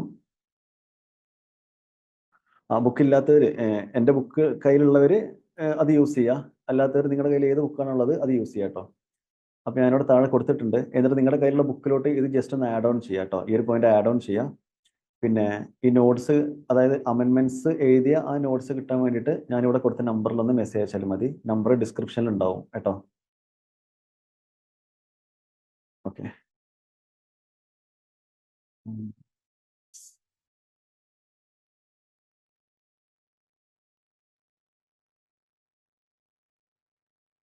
ശരി. ഇതാണ് ഒരു ക്ലാരിഫിക്കേഷൻ വന്നത്. എന്താ ക്ലാരിഫിക്കേഷൻ എന്ന് വെച്ചാല്, ഒരാള് ഒരു റോഡ് കൺസ്ട്രക്ഷൻ ചെയ്ത് കൊടുക്കുകയാണ്, എന്നിട്ട് അത് മെയിൻറ്റെയിൻ ചെയ്യാണ്. അപ്പൊ supply of service of construction off road and maintenance, construction off road and maintenance thereof national highway project of NHAI, national highway authority of India, in A hybrid annuity model. അപ്പോൾ ഒരു contractor, അതായത് ഒരു കൺസെഷണർ എന്ന് വെച്ചാൽ ഈ റോഡൊക്കെ ഉണ്ടാക്കി കൊടുക്കുന്ന ആള്, ഇങ്ങനെയുള്ള ഒരാള് ഒരു റോഡ് ഉണ്ടാക്കി കൊടുക്കുകയാണ്. എന്താണ് ഈ ഹൈബ്രിഡ് ആനുറ്റി മോഡൽ എന്ന് വെച്ചാൽ? ഈ മോഡൽ എന്ന് വെച്ചാൽ ഇത് ഉദ്ദേശിക്കുന്നത് പുതിയ റോഡ് ഉണ്ടാക്കി കൊടുക്കുകയും ചെയ്യും, പിന്നെ അതിന്റെ ഓപ്പറേഷൻ ആൻഡ് മെയിൻ്റനൻസ് സർവീസും കൂടെ ചെയ്യും. റോഡ് ഉണ്ടാക്കി കൊടുത്തിട്ട് ഒഴിഞ്ഞു മാറില്ല, റോഡ് ഉണ്ടാക്കി കൊടുത്ത് അത് മെയിൻറ്റെയിൻ ചെയ്യും കൂടെ ചെയ്യും. അതാണ് ഈ ഹൈബ്രിഡ് ആനുറ്റി മോഡൽ എന്ന് പറയുന്നത്. അപ്പൊ ഒരു പാർട്ടി റോഡ് ഉണ്ടാക്കി കൊടുക്കുന്നു, പിന്നെ അത് മെയിൻറ്റെയിൻ ചെയ്യുന്നു. ഏകദേശം ഈ ഒരു സർവീസിന് 15-17 വർഷം വരെ എടുക്കാറുണ്ട്. അത് റോഡ് ഉണ്ടാക്കി കൊടുത്തിട്ട് അത് മെയിൻറ്റെയിൻ ചെയ്യുന്ന ഈ ഒരു പ്രോസസ്സിന് ഏകദേശം 15-17 വർഷം വരെ സമയം എടുക്കാറുണ്ട്. അപ്പോൾ ഈ റോഡ് ഉണ്ടാക്കി കൊടുക്കുമ്പോഴേ ഈ ഒറ്റ അടിക്ക് പേയ്മെന്റ് കിട്ടൂല ഈ പാർട്ടിക്ക്. ഘട്ടം ഘട്ടമായിട്ടായിരിക്കും പേയ്മെന്റ് കിട്ടുന്നത് അല്ലേ? അതായത് ഒരു സ്പെസിഫൈഡ് പീരീഡ് കഴിയുമ്പോഴായിരിക്കും ഇങ്ങനെ പേയ്മെന്റ് കിട്ടുന്നത്, അല്ലെങ്കിൽ ഓരോ പെർസെൻറ്റേജ് ഓഫ് കംപ്ലീഷന്റെ ബേസിലായിരിക്കും പേയ്മെന്റ് കിട്ടുന്നത് അല്ലേ? യെസ്. അങ്ങനെയാണെങ്കിൽ ഇവർക്ക് ഇങ്ങനെ ഘട്ടം ഘട്ടമായിട്ട് പേയ്മെന്റ് കിട്ടുമ്പോൾ അതിന്റെ ടൈം ഓഫ് സപ്ലൈ എന്താണ് എന്നാണ് ചോദ്യം. വളരെ സിമ്പിൾ. ഒന്നാമത്തെ കാര്യം, ക്ലാരിഫിക്കേഷൻ പറഞ്ഞത് ഇതൊരു കണ്ടിന്യൂസ് സപ്ലൈ ഓഫ് സർവീസ് ആയിട്ട് കണ്ടാൽ മതി. ഇതൊരു കണ്ടിന്യൂസ് സപ്ലൈ ഓഫ് സർവീസ് ആണ് ഈ ഒരു കൺസ്ട്രക്ഷൻ സർവീസ് എന്ന് പറയുന്നത്. അതുകൊണ്ട് തന്നെ ഇവിടെ പറയുന്നത് നമുക്കറിയാം supply under forward continuous supply of service ആണെങ്കിൽ ഇൻവോയ്സ് എപ്പോൾ ഇഷ്യൂ ചെയ്യണം എന്നൊക്കെ നമ്മൾ ഓൾറെഡി പഠിച്ചിട്ടുണ്ട്.